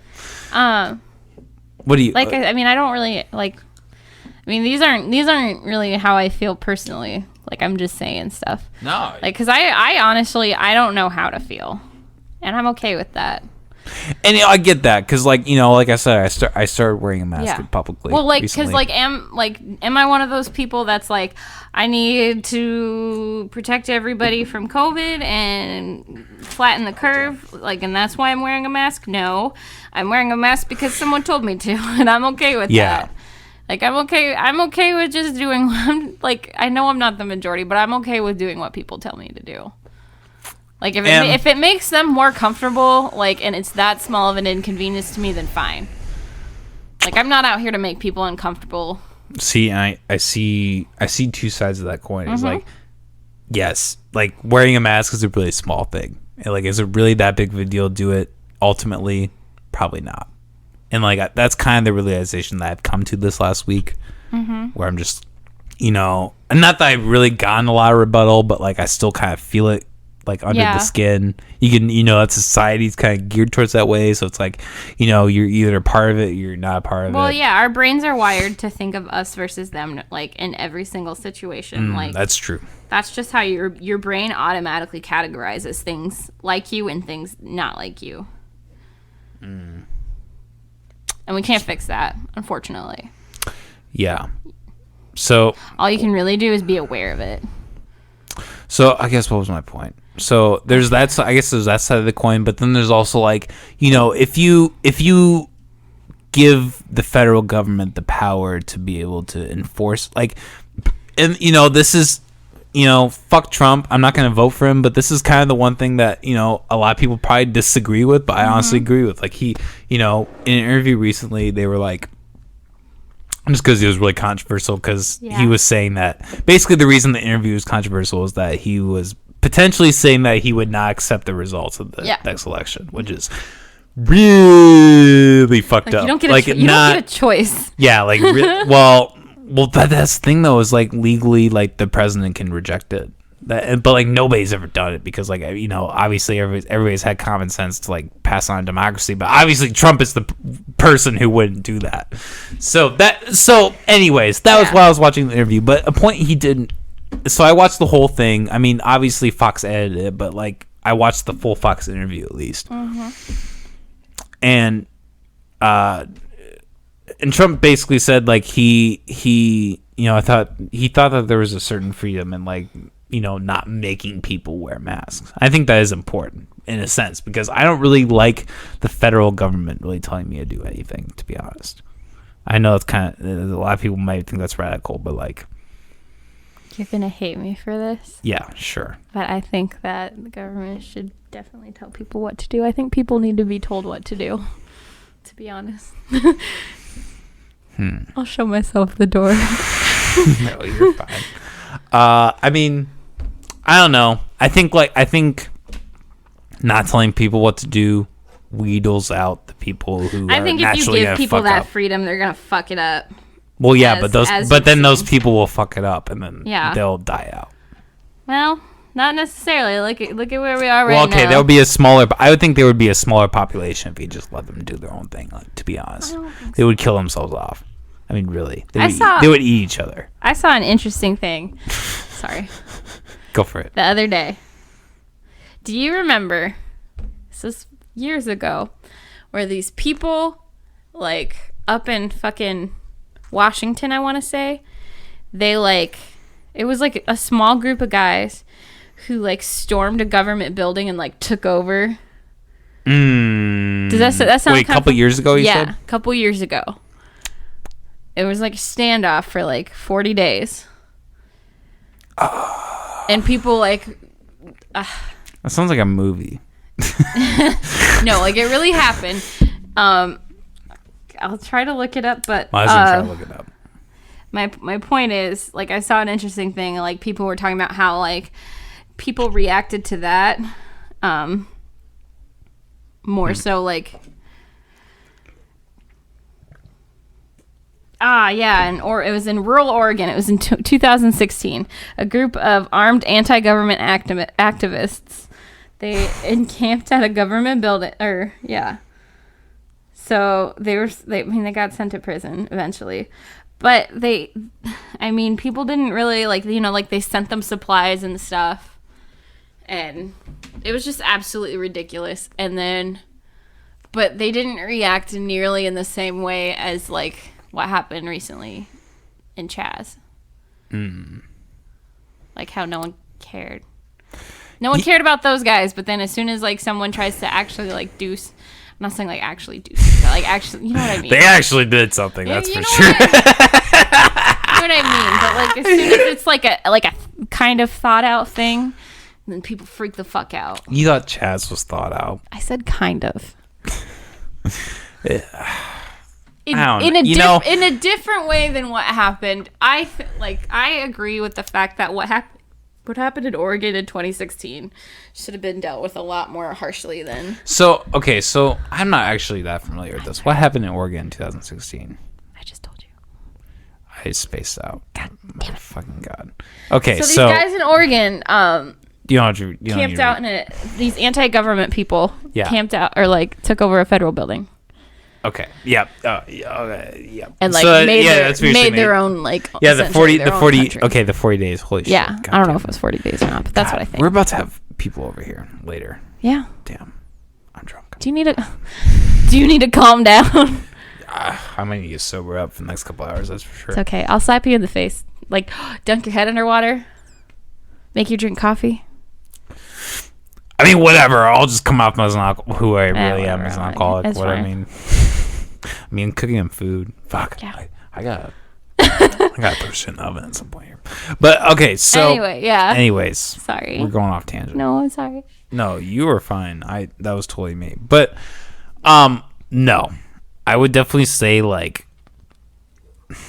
that area is just like prone to having that fucking crazy shit happen. People are gonna leave the West Coast and they're gonna move to places like here or like up north. I would move to Oregon. I like the idea. Really? I like the idea of Oregon. Portland? Not Portland, Oregon. But like, what part of Portland? I don't know. Probably smaller than Portland, but not like small town. Look, I've never been, but it's got lots of trees and it's not that hot there. So, what else do I need? Portland or not Portland? God damn it! Oregon, Alaska, and Maine. Those are my three states I would live in. Wow, really? Yeah. So, what? Is it just like the nature aspect of Oregon that you... Yeah, probably. Also, it's not that hot. Temperature-wise. I see. I'm sure there's some fine-ass people in Oregon. So, kind of going back to what we were talking about. Yeah, like so I'm so sorry. No, you're fine. Like with whatever that event was and Chaz. Yeah. All these movements kind of seem to have a mob mentality to them. Yeah. No matter what you do, there's going to be like a mob mentality, a group think. Yeah. Because that's just the way people function, and it's really shitty. So do you think that's just a reality that we can't avoid? Yeah. Unfortunately. I mean... You don't think that can be... I think there's ways to go about it. You don't think that can be fixed with proper education? No. Really? Yes. Nope. That is just the way people are wired. We're very social creatures who have like really strong desire to fit in with the group. And then when we're in a group, we feel safe, we feel protected, and we feel like we can be assholes. Basically. Yeah, but don't you think there's a correlation between like intelligence and groupthink, mob mentality? Like I would be willing to bet that people who are involved in those groups are probably less intelligent. Not that you'd be surprised. I don't think like really, really, really intelligent people are involved in those groups. Really, really intelligent people aren't out in the general public mostly. Yeah, that's true.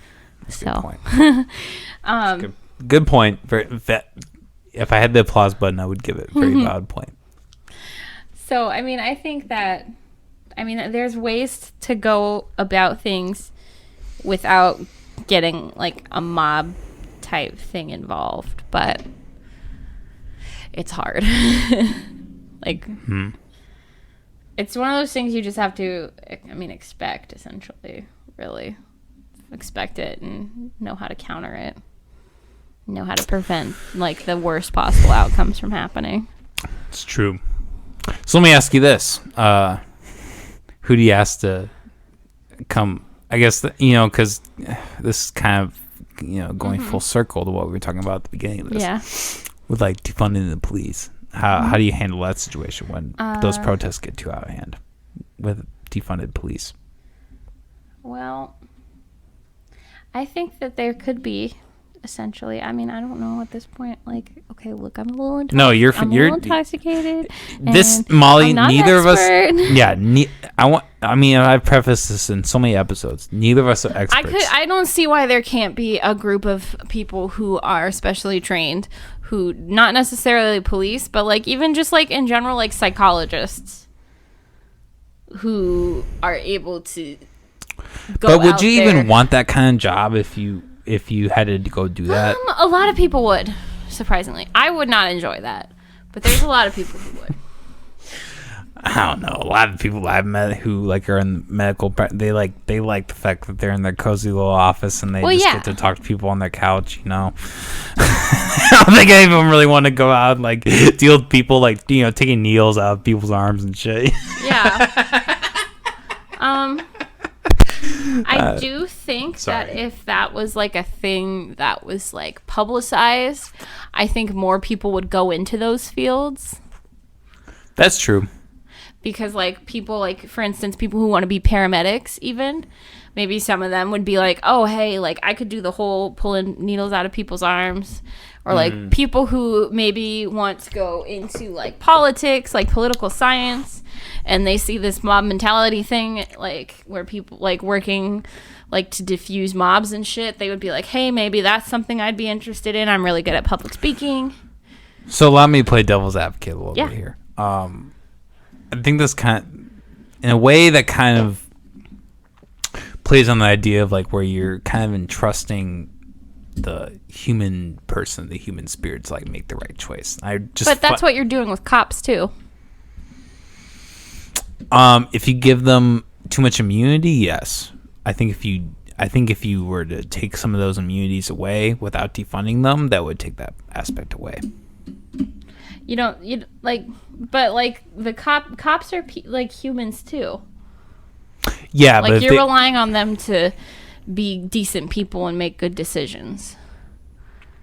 That's true, but I mean, see, the problem with the immunities is that like cops aren't able to be sued, or like with certain immunities that are in place for and this is me just based on what I've heard. I don't have any sources or anything like that, but like they have certain immunities where like if they let's say a white cop shoots a black guy, he can't be taken to civil court for that. He's protected under certain federal laws, state laws, whatever, where that can't happen. Yeah. Like I think those immunities to be stripped. You think if those immunities were stripped, we wouldn't be relying on people still? Well, we would, but that would, I think that would give more of an opportunity for people to be more trained, therefore probably get a better salary, and therefore be how's better. That different than the other? Like, how is that different from? Well, it's like the argument that you said. I think it's like less cops that are more educated. Yeah. That are. But it's like if you entrust that. You entrust that to doctors. Devil's advocate for when I said about True. Yeah. So all that doesn't. Okay, I see what you're saying. Yeah. Okay, so I'm kind of blending in between that. Sorry. Okay, cool. I just want to make sure I'm on the same page. Okay. Yeah. What were you saying about doctors? What was that? Sorry. What were you saying about doctors? Well, okay, so it's kind of in the same way. You give that same entrustment to like a brain surgeon. Mm-hmm. And like if a brain surgeon shows up drunk on the job or something, you have the right to sue them, but they still get paid a lot to do their job. So I mean, I guess sure, obviously there's some difference in that, but like by that argument, it's kind of the same thing, isn't it? Yeah, no, it is. No matter what you do, you're relying on a human being, a person who makes mistakes, who has faults, and that's true. But the right thing. That's true, but the whole point of the law is to structure something where there's as little leeway for that opportunity as possible for there to be corruption. Yeah, but it's still there. So I don't think it matters whether you're police or whether you're a mob specialist, essentially. That's not what you should call them, but a mob specialist. A mob specialist. Like, God, you haven't seen Analyze This, have you? No. It's this movie with Robert De Niro and this other guy. Basically, this guy plays a therapist. He's a therapist to Robert De Niro, who's like a gangster, and he like does all this shit. And I don't want to spoil the ending, but I mean, and then they both go to jail. Essentially, we still have to finish Eraserhead. We'll have to do that later. Yeah, that was a fucking crazy movie. I mean, we have it for 48 hours from last night. So yeah, so probably like fuck. Well, shit, we'll have to watch it. Well, so no, you have it until Monday night. We'll do it tomorrow. Yeah, that's fine. I have to call my mother tomorrow. I don't think the recording thing canceled. So, oh, really? Yeah. So it'll just be a free day. So if you want to have some fun, we can maybe do that during the day. Cool. We'll see. I'm not doing anything. Oh, that's right. Okay. Anyways, fuck. I don't know. What else is going on? Is there anything else we want to talk about? Or have we been already going on long enough? I don't know. Where are we at? Oh, we're almost at 2 hours. Wow. Damn. I mean, fuck. Knowing us, we could go another hour. I mean, we could. We could. I'd be fine with that if you want. See, here's the thing is like the whole arc of this podcast has been like, I'm trying to teach other people. Yeah. So I feel like when we have these opportunities where, because people haven't realized this. Because I'm a normal person and I have no skills. A normal person with no skills. Yeah. It kind of fits into the Eric Andre-esque idea that I originally had for the podcast, right? Yeah. Where it's like, just fuck everything. Mm-hmm. Have like homeless people come in. Can I see that? Can I tap it? Sure. And get rid of the stuff? Fine. I just... I've never done that before, and I've always wanted to, but I didn't want to fuck it up. Yeah, I mean, there was this guy that in college, he was like not a very intelligent person. He was like, not to discriminate or like be an asshole, I guess, but like very military. I think he was going specifically for military stuff. He has shaved head and everything, but like he always smoked his cigarettes and he just smoked them and like I don't do that. I don't do the whole flicking thing because eventually you just smoke them and then the ashes just fall off and that's it. Not exactly like that. But. Interesting. God, I don't have any really fun stories from college because my college life sucked. Really? Yeah. That I met sucks. one of my really good friends who I'm still friends with, but She's the one coming overnight? no. Oh. No, you haven't met her. She lives in Ames. I want you and I to get together with her and your dog, and then she has a dog, and she has a backyard. Hey, And I'm so down. They could play around. Because as much people as come through here for the podcast, I don't really have that much of a social life because I'm so busy. So Yeah. Because I mean, her dog used to be best friends with Gunther, so I think they would get along.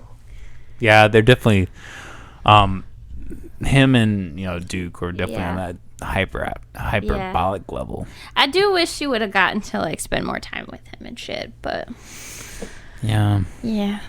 But we're not gonna talk about that. Because Yeah, we're I'm not. a sensitive bitch. Yeah, right. We don't need like cry for the last hour No. of this podcast. Holy No. No, I could bitch. Okay.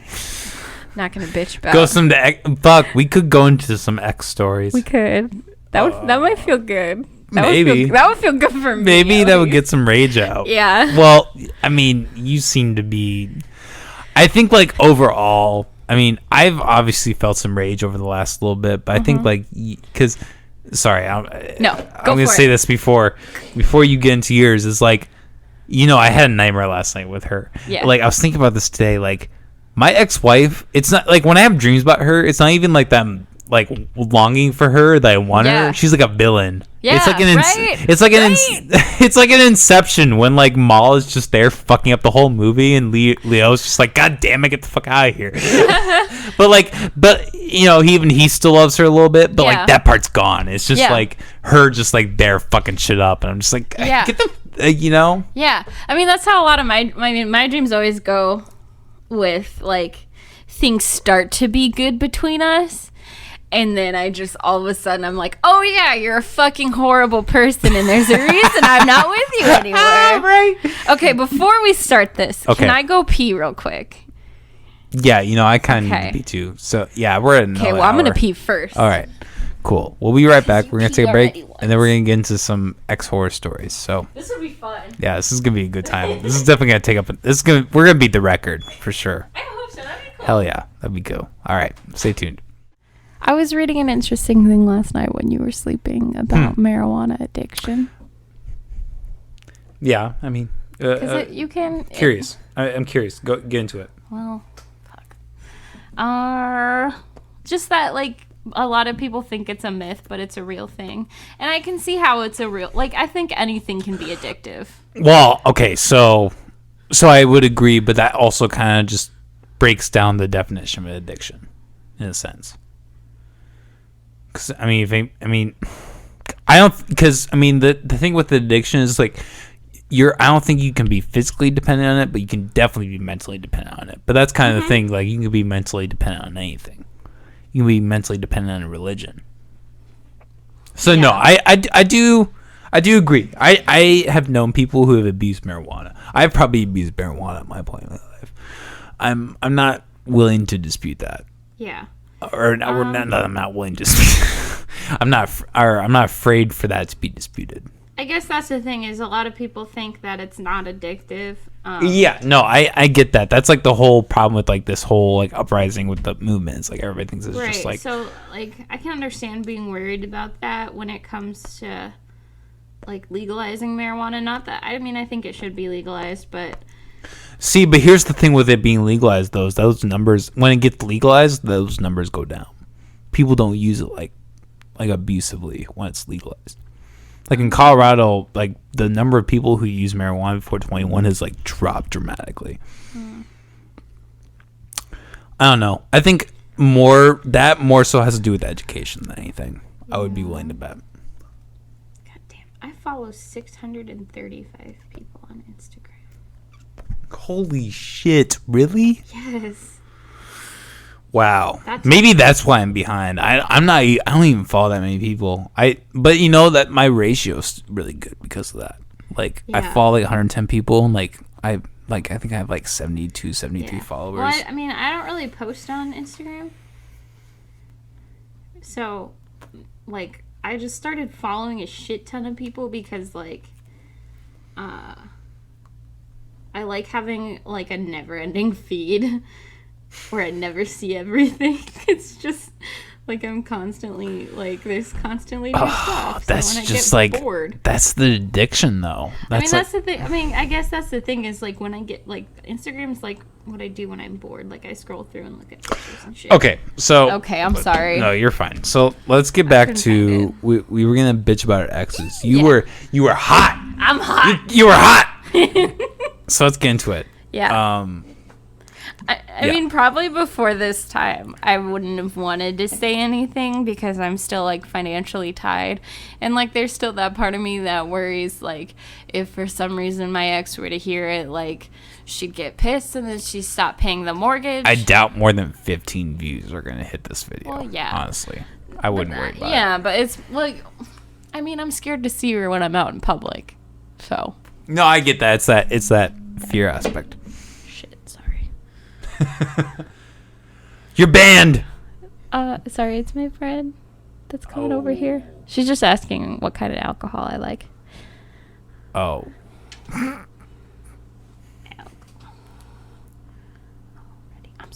I'm so rude. I'm so sorry. I've done this twice. Okay, but anyway, there's always that part of me that just like kind of worries about it. No, you're fine. You're fine. But at this point, I really don't care if she stops paying the mortgage because I'm done. Yeah, no, we've been talking about this for weeks. Because if you're done, then just defaults, right? Basically, yeah. That you if you can't pay that, which well, right now they're not because COVID. They won't get mad at you if you don't pay. But if I purposely don't want to pay? I want to get out. And, that's kind of, and you know what? That's kind of a scary thing. I think that's like where you maybe, and I'm not to put words in your mouth. I could be full Yeah. of shit, but like that's maybe where you kind of worry with this whole COVID thing extending. It's like, Yeah. what if that? Yeah. What if that goes on That's for like true. two years and you can never sell your fucking? Okay, I'm sorry. I don't mean to get too real, but like, Too real. okay, but like you see what I'm saying? I do. You know? No, I've definitely thought about it. Okay. So anyways, continuing. Your ex. Fuck her. Fuck her. Yeah. Yeah. Fuck our exes. Yeah. Oh, fun fact. I'm ex-lesbian. Yeah. If we hadn't figured that out from I guess, referring to yeah. her. Although, how dare you assume her gender? No, we're she not goes by her. Yeah, I'm not gonna get to that. Okay. she fucks so guys now. okay. So yeah, you were in a lesbian relationship, and I mean, if anybody thinks I'm homophobic, fuck you. Obviously, I'm not. Obviously not. I don't give a shit. Fuck off. I like retaliated against people in the town that I lived in. I was like, fuck you. You guys are assholes. Like, why do you give a fuck if like some guy's sucking dick? And that's like the thing about, I think like the people who are homophobic are the people who are closet homosexuals. They're the people who have like literally like they're in their room and they're jerking off and like they just like they one time they think of a dick like, oh my god, a fucking dick. Ah. But they're like, oh no, yeah, my religion. I can't imagine that. No. That's what's ridiculous. Fuck the fags, you know. Yeah. They go on that. Sexuality is on a spectrum. Essentially. Okay. Yeah. Like a lot. No. I mean, not Okay. that No. this I will. I will not agree with this is that. a proven fact or anything, but this is the idea. No. Really, So Yeah. I know we disagree on some parts, but like sexuality, I would actually. we're not getting into You're that. not getting into that, but no. Sexuality, I will agree Okay. with. Is like definitely Yeah. a spectrum. And Yep. most people don't fall on those outliers of being 100% straight or 100% gay. Like most people are somewhere in between. Yep, A lot yep. of people are like 80% straight, Yeah. 90% I straight. think like that's kind of the joke. Like to truly be a straight man, I think you have to admit that there's like that 10% part of you Yeah. who's been like, I've thought about it. Like sure, like I mean, if you're okay, like and that's not even like me like being sexually in tune with that. It's Yeah. just like me being a logical person, being like, yeah, sure, I've thought about like what that would be, you know. Yeah, I was gonna the say possibility of that, you know. I didn't want to call you up. Oh shit! I'm so sorry. Oh. That was great. Okay, sorry. Okay, nasty. Anyway. Okay. I wasn't gonna call you up, but like we've had this conversation where you've been like you've said that you're not attracted to guys. Yeah. But you've see like in your mind you could see how it'd be like living with a guy, like being in a relationship with a guy. Yeah. So okay, this is the thing I've always said. Like I can imagine the emotional aspect Yeah. of like being with another man. I can understand like being a man and loving another man for who they are. Yeah. And that's, I totally understand. I personally can wrap my head around that. and being able to admit that is like It's crazy. I understand that. you deserve stickers. Yeah. Marlon Brando, the guy who played Yeah. Godfather. He was like really openly like kind of bisexual. And he always said that like I think like any guy is like fucking full of shit. They say that they haven't thought of like a homosexual experience. Yeah. And he like joke like he was openly homosexual of people, but like he didn't really talk about it. But like he Yeah. was like there's some speculation that he and who's the fucking goddamn it, the black guy with the beard who's in Superman 3. The stand comedian. Richard Pryor. There's speculation that him and Richard Pryor had a homosexual He's in relationship. Superman. Superman 3. Damn. Yeah. Have you never seen that movie? Dude, I fucking hate Superman. We're not gonna. Oh my god, I hate Superman so much. But you haven't seen the classical. But like, there's Okay, like, I've it's seen- like so bad it's good. Almost. I've seen Superman, that old one. With Okay, the Christopher first Reeves. one's really good. That has Marlon Brando in it too. Funny enough. Who is he? Marlon Brando is his dad. Oh. Yeah, that's Marlon Brando. Is Marlon Brando the Godfather? Yep. Okay. Yep. Cool. I want to make sure we're on this. And he's also in Streetcar Named Desire. Right? Marlon Brando. Yeah, isn't he the I thought- guy? Stella. Maybe. I don't. I never watched Let's it. look this up. I never watched it. I just read the play. But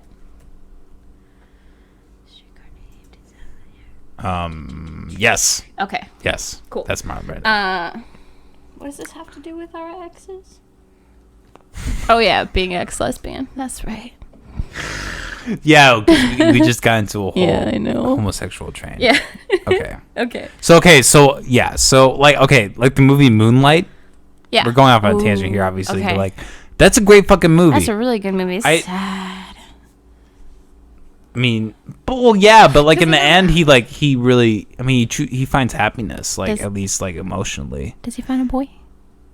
Yeah, isn't that how it ends? He I can't remember. I he saw it once. because he has the homosexual experience with his teenager, and that's that same guy. And they like at the end they like. That's right. It was cute. And he was like, I haven't been with anyone since you, and like I thought it ended really well. Okay, that's but like so like that movie. There was like a very minutely sexual part, but it didn't even focus on that. It was like the entire so the one guy's jerking the other guy off, and it's like really emotional, and like it's really weird. But like I don't know, like I've taken acid. There I had an experience like probably. This is going off on a tangent, I know, but okay, like 4 or 5 months probably before I left, I had an experience where I took quite a bit of acid, and I was tripping, and I was in the shower, and I felt and I don't know, maybe I don't know, whatever, whatever. Yeah. But I felt really feminine in that moment. And that was okay. Yeah, and I embraced it. There was a moment where I was in the shower, I just felt like super feminine. It was like really, it was just this like really bizarre, weird experience. I think everyone should experience. Yeah, and so I guess that's probably the aspect of you I disagree, because like I think it's okay for like a man to embrace those feelings. Yeah. And I think that, and that's where that's probably where you and I agree. Toxic masculinity. That's what I mean when I say toxic masculinity. This is what I'm talking about. The idea that it's not okay to be feminine. I'm sorry. I don't mean to get heated with this shit. No, you're fine. I don't mean to yell. But you know what I mean. No, Like, I do understand what you're saying, because like I do understand there are probably a lot of men who would listen to that and be like, what the fuck is wrong with you? Yeah, they would hear that and they'd be like, they call you names like yeah, they call me queer. A fag. Yeah, fag. Yeah, I got called those a lot when I was growing up. Yeah, and that's bullshit. I was in high school, like my class was convinced I was gay. I'm sure of it. That could be paranoia, but like, I don't know. I don't know what boys like hyperfixation on being gay or not is. It's ridiculous. Girls don't have that shit. I think we get naked in front of each other. And to be honest, I think it's a lot more generational than like just. I think it's a lot more generational than just the nature of men. Honestly, I think that really ties into religion. At least in my experience, that's how it's been. Yeah. But, like, toxic masculinity can be generational, too. I don't know. Anyway, that's not the important part. Okay. But I think it's, there's nothing wrong with men being feminine. And there's nothing wrong with women being masculine. And I think people just need, like, it's more acceptable for women to be masculine than it is for men to be feminine. And I think that's so stupid. Yeah. It's ridiculous. Definitely. Like... And that's the thing, like, with, like, unisex toys, if you like, start paying attention. Jesus Christ. Did you just say unisex toys? Yeah. I don't know how else to I was watching, sorry, not to get off track again, but, like, I was watching an All Gas No Breaks video where, like, he was at this alien convention. They were, like, these alien sex toys, and they had, like, tentacles and shit. And that's what they were saying. It was, like, the unisex Are they talking toys. about the ones where you can, like, put eggs in them? Yeah. This that one. And, like, the chick was just like, yeah, the egg. I don't know how good the eggs taste, but, like, oh my god. Yeah, you make like gelatin eggs and put it in, and then like, yeah, it's fucking weird. It is weird. It is so weird. But no, I'm talking about like toys that like boys and girls could play with, like Nerf guns, for instance. Okay, we're gonna go. That's the only thing I can think of right now at this point. Anyway. Wait, you're talking about like a sex toy Nerf guns, no, or like I'm just not regular about Nerf sex guns? Toys in general. Okay, sorry. You're the one who brought up sex toys. Okay. I was talking about kids' toys. Okay. Oh, okay. Sorry. Unisex kids' toys. Well, when you say unisex, I'm sorry. You hear sex toys. Oh my god. Okay, maybe this is the toxic masculinity you're talking about. Who knows? Maybe it's so ingrained in my DNA I don't even realize it. Okay, anyway, you'll see an advertising for like unisex kids toys. that they use boys because girls will play with boys' toys, but boys won't play with girls' toys. I see. But there's we don't need to get into this, but I think there is some studies to like say that like that some of that just kind of naturally occurs, like through like just watching children interacting with toys and all that. Like some of that's just kind of natural to what their natural interests are. Yes, but those like.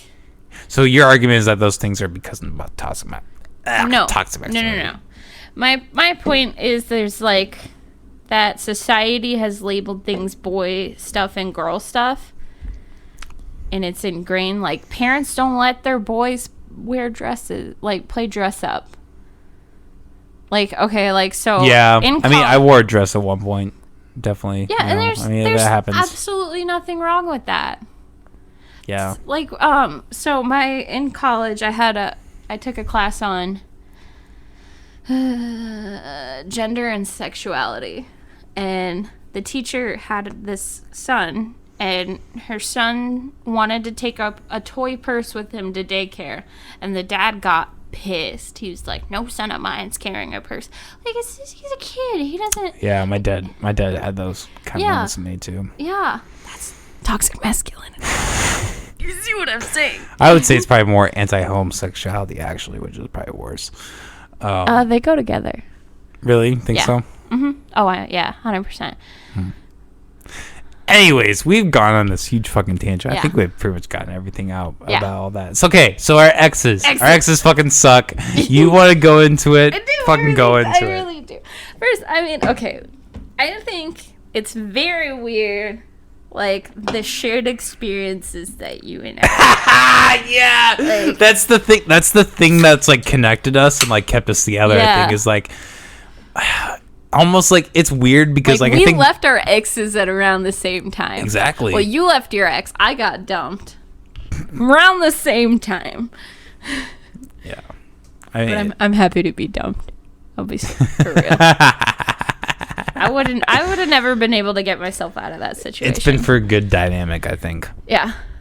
I think it's really, I think, you know, and obviously it's a good way from exes. This is kind of getting into us, but like that, you know, a lot of people would maybe say that it's really kind of, you know, what you shouldn't talk to your current girlfriend about your ex, but like we've kind of really broken that barrier, and in a way it's kind of like, but like I think it's stayed healthy for the most part, don't you think? I don't think it's unhealthy. I think it's unhealthy to like to bury it. To try to force and just act like I wasn't married at one point, right? You know? And like our exes are very similar people. We've been through similar things, like exactly emotionally abusive things, and so like I think it's good to talk about it. And I know like. I mean, it would bother a lot of people, but having been through, like, those same experiences, like, instead of it bothering me, it, like, reaffirms, like... Yes. For me, it's like, hey, no, like, I've been through this, too. Like, you're not the only person that's been through that kind of fucked up shit. Yeah, it feels good. Yeah.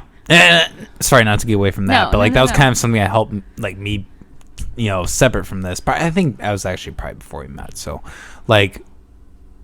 or you know start talking or whatever, but like right after that, like I remember like reading Reddit divorce stories, and that helped me so fucking much, like reading how much worse other people have been off, and like because you know legally I mean emotionally the divorce was hard for me, but like legally speaking it was pretty easy.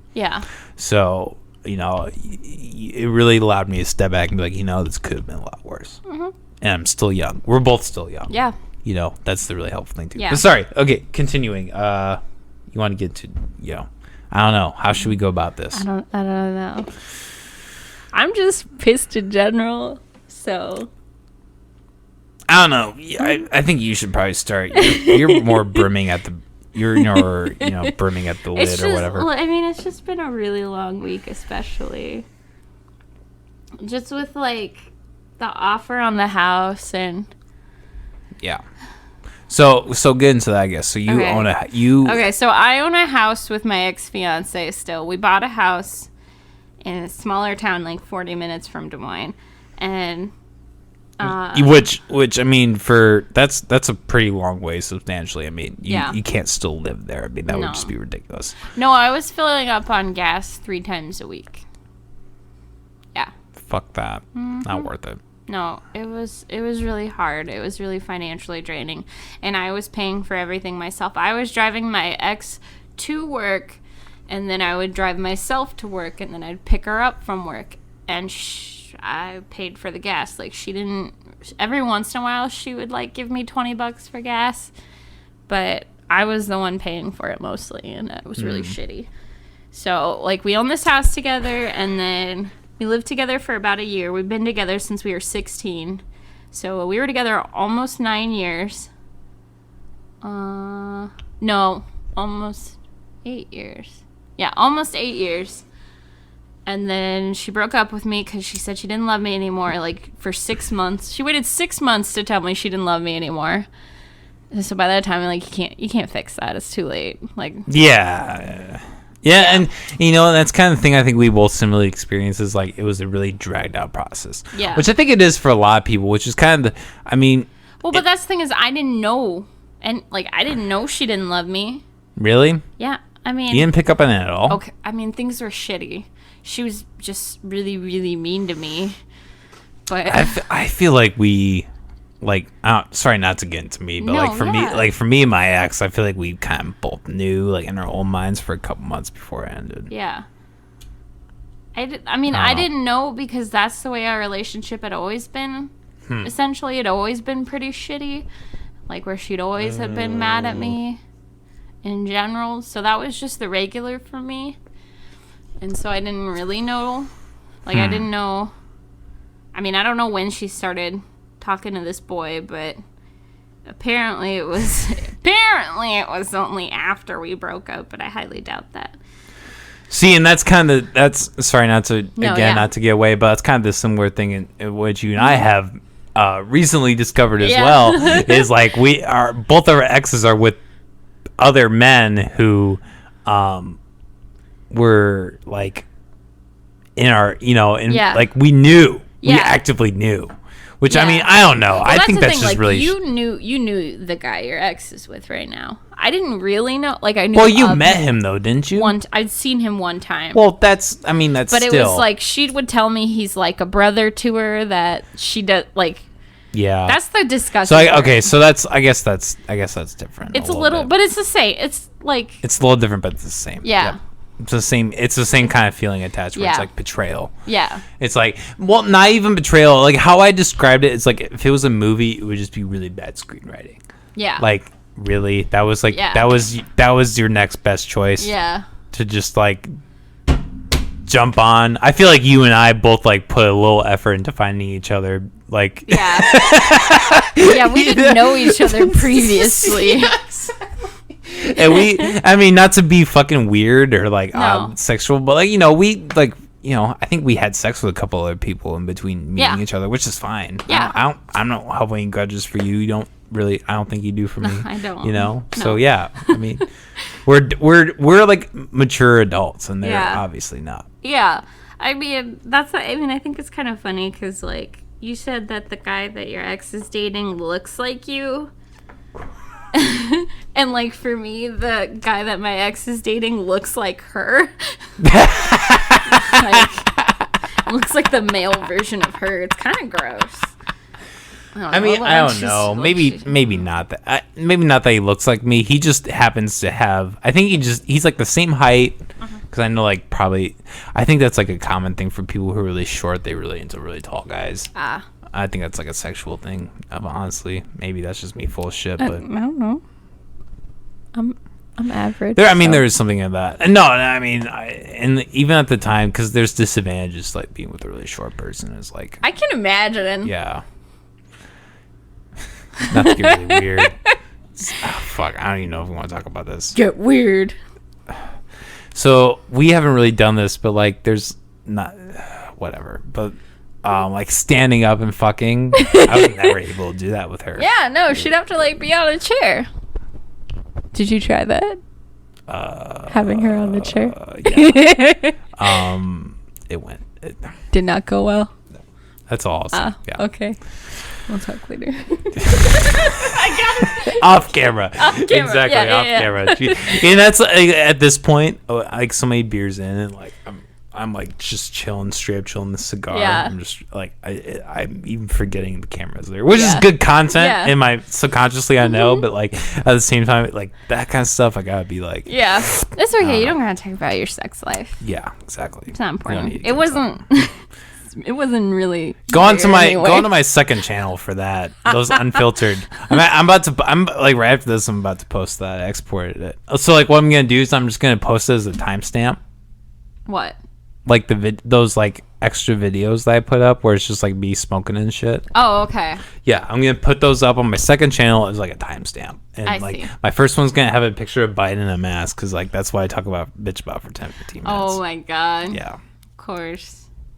Just Jesus. randomly. So I'm just gonna do that randomly, like Yeah. a couple times a week, just whenever I feel like it. And that's gonna be like, it's not gonna get me anywhere promotion. What the fuck? Are you doing? I'm sorry. You're fine. It's not gonna get me anywhere promotionally. It's just gonna be like my own personal Yeah. therapy session, which in a way this is kind of what this is. But Yeah. Okay. Let me ask you a question. go for. Oh What- yes. What Go is for it. the absolute worst memory with your ex that you can think of? Jesus Christ.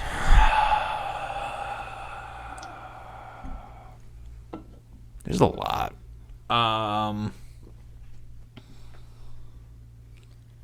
Probably her going to the hospital. There was a time where she took it. She like we were fighting or whatever. She ran into the kitchen, took a knife, and just like slit her wrist like 3 times, and like was just bleeding everywhere. I had to grab like paper towels, or like pat her down. I had to call the ambulance. The ambulance came. But that's kind of the weird. That's kind of the weird thing I've been wondering, because like all those stories kind of blend into each other at one point. Yeah. Like Same- I same remember there's a shit day to time. day. There's a time where I was actually like this fucking close to breaking up with her, like really early, like, Yeah. pretty early in the relationship. And she was about to go to the hospital. My mom was gonna bring her to the hospital, and she actually ended up staying with her for like a good hour and a half. And like, but my ex was like she was just beyond the point of mental help. Like she was like banging the back of her head into the wall, and probably like I don't even know what damage she probably did back there. But she would do that. She would get so mixed in her mania that she would just like start beating her head against shit. That was just like one of her behaviors. Self-tension behaviors. Deeply rooted. Obviously. And and to this day I feel I kind of feel bad still, because I know like a lot of that probably wasn't her fault. A lot of that probably was how she grew up. Yeah, but And at that- the same but at the same time, yeah, exactly. And that's what I discovered in that relationship is there's a point where somebody can go through that, but if you still don't care about other people, it's not worth it. No, and you have to get help for that. Exactly. And if you're not willing to, then it's a lost cause. Exactly. And it's a tragedy, but it's true. Yeah. And that took me years Yeah. to figure out. If you're not willing to get the help you need, then like you can't expect people to stay with you. So anyway, there was a time where she was like with my folks, and she was going to the hospital. It was like one of the first times, and she like happened to be there, and I didn't think she was there, and like I was just like over it at that point. Yeah. And like, yeah, because there would be periods where she'd be there for like a week, then she would come back, and it would be like, what the fuck are you doing? Like, like you were like so bad, like, and that was, and that's kind of the thing with her that was interesting is like I realized how fucking bad the mental health system is here in the Midwest. It's terrible. If you don't have good insurance, they do not care. They will put you back on the street. You don't have good insurance? Okay, you did 5 days in the mental health, like good for you, you're out. Yeah, as soon as you're not an imminent threat, you're gone. Yep. Nobody really tries to help. There's not enough money put into all that Which stuff. is why I want to do it. Yeah, no, and Molly, I really admire you for that, because there are not a lot of people who do like. I wouldn't be able to do that, and like I don't want you to feel like anxiety for that either, because like I mean, there's still gonna be that level of separation. Yeah. No, No, yeah. And like, I mean, That's the thing involving my ex. Like, she always told me it was stupid to be a therapist. She thought therapy was ridiculous and pointless, and she made sure I knew that every step of the way, even though she knew that's what I was trying to, like, I've been trying to do this since I was 18. Yeah. Even before then. And that was kind of the hypocrisy of my ex. So that was like a big debate between me and her, is like mental health, like how to go about mental health. I was very like anti-medication for myself, but I was very pro-medication for her. Well, and like I think like in my mind at the time, it was like my mental health wasn't as bad as hers, but like she, but that's like, I do kind of, I mean, not that I agree with it, but I do kind of understand her logic at the time. It's like, it is really kind of unfair to like have that dynamic where one person is mentally unwell more than the other. But that's kind of the thing, like over time the other person's mental well-being like goes to shit, right? Yeah, if you're with someone who's not mentally stable and they don't try to get help, all it does is make your own mental health like tank. That's what happened with me too. Like, my ex had a lot of issues. She had a lot of anger issues, and she had a lot of issues with depression and self-harm when she was in high school, and she started having panic attacks like out of nowhere, and the doctor prescribed, like, we went to the doctor because she couldn't even drive. Like, I was waking up at like 6 a.m. to go pick her up in Altoona, which is a half hour from Newton. Damn. And so I took her, like, we went to the doctor and he gave her pills and it was fine. But then one day she read the label and found out that it was an SSRI, which is an antidepressant. And as soon as she knew it was an antidepressant, she freaked the fuck out and was like, I'm not taking this anymore. Like, all it does is make me happy, and I don't want to be happy. Like, I want to be able to have other emotions. And I'm like, okay, but all you do is yell at me. And she's like, well, being angry is better than being happy anyway, blah, blah, blah, blah, blah. Yeah. And see, like, and that's like why it's so tricky, because like I do see, like, but like that's the thing, she wasn't willing to get therapy either. But like for me personally, I can understand like I did not like SSRIs. I have never had a good time. Yeah, there's nothing wrong with not liking them, but not liking them because they're antidepressants is bullshit. Yeah, I mean, and they were working. I mean. Yeah. I mean, I don't know, because like I guess for a time, like, because I think a big part of why I've had the hard mental health problems I've had personally is because of my early exposure to ADHD medication when I was like 15, 16. I think that was kind of the point where my mental health really spiraled. And the thing that was really odd is like I got a lot of like positive reaction from my parents because I was really focused. I was really able to do stuff, and that was really good. But mentally I was just not. And I did get off it. I mean, they weren't like dicks and like maybe like stay, made me stay on it. I mean, I think there were a lot of issues after that with like, clashes between me and my father being able to do homework. But we're not getting into that. But I mean, ultimately, yeah. So I think like being exposed to them as those medications at an early age really offset some of that stuff. So I that's like where it's kind of dumb. It's like I would encourage anyone to seek therapy before medication, personally. Yeah, and that's, I mean, when I first went to a doctor to talk about like anxiety and mental health when I was 19 or 20. Damn, that's a lot later than me. Yeah, personally. Well, yeah, it was when I was first moving to Iowa State, and my ex was like my anxiety had been getting worse, and she was like, well, I'm not going to be there to help you, so you need to like go to the doctor. So I went to the doctor, and he was like, try therapy, and if your therapist thinks you need meds along with the therapy, then go for it. And I never went to therapy because it wasn't a good time for that. Like, I was moving, so like I was going to Ames. I ended up I went to therapy. I ended up going to like Iowa State has like a therapy program that I ended up going through. I did group therapy. Hey, I mean, again, this is my ex, but like my ex, that one of the few positive experiences that she did get out of her mental health is like group therapy. Yeah, that really helped her. I had 2 different groups, like 2 different years, and like the first one was really good and helpful, but then the second one was not so much. It was weird, because like the second one was a bunch of like guys with like anger issues, and then there was me who's like rarely angry. And they were like talking about like, yeah, like quick, like they're quick to anger, and I was like, I'm quick to being sad. I cry, but like my ex was like thinking, like she always told me that was a waste of time too. But I got a lot of good things out of it. I remember one time when I visited my ex in the hospital. There was this guy who had Tourette's. And he was just like off the wall. Fucking, Yeah. He would get pissed. There would be like we'd all be playing board games and like something would go on and be like, "Fuck you, bitch!" And he'd get really pissed. Yeah. He smoked pot. Apparently, he told us that he had this bud that was like red. It was red. It was so like, and I don't know to this day. I don't know if that's possible, but Yeah. it must have been spray paint or something. Well, He's probably getting really high off that spray painted weed. Yeah, Jesus.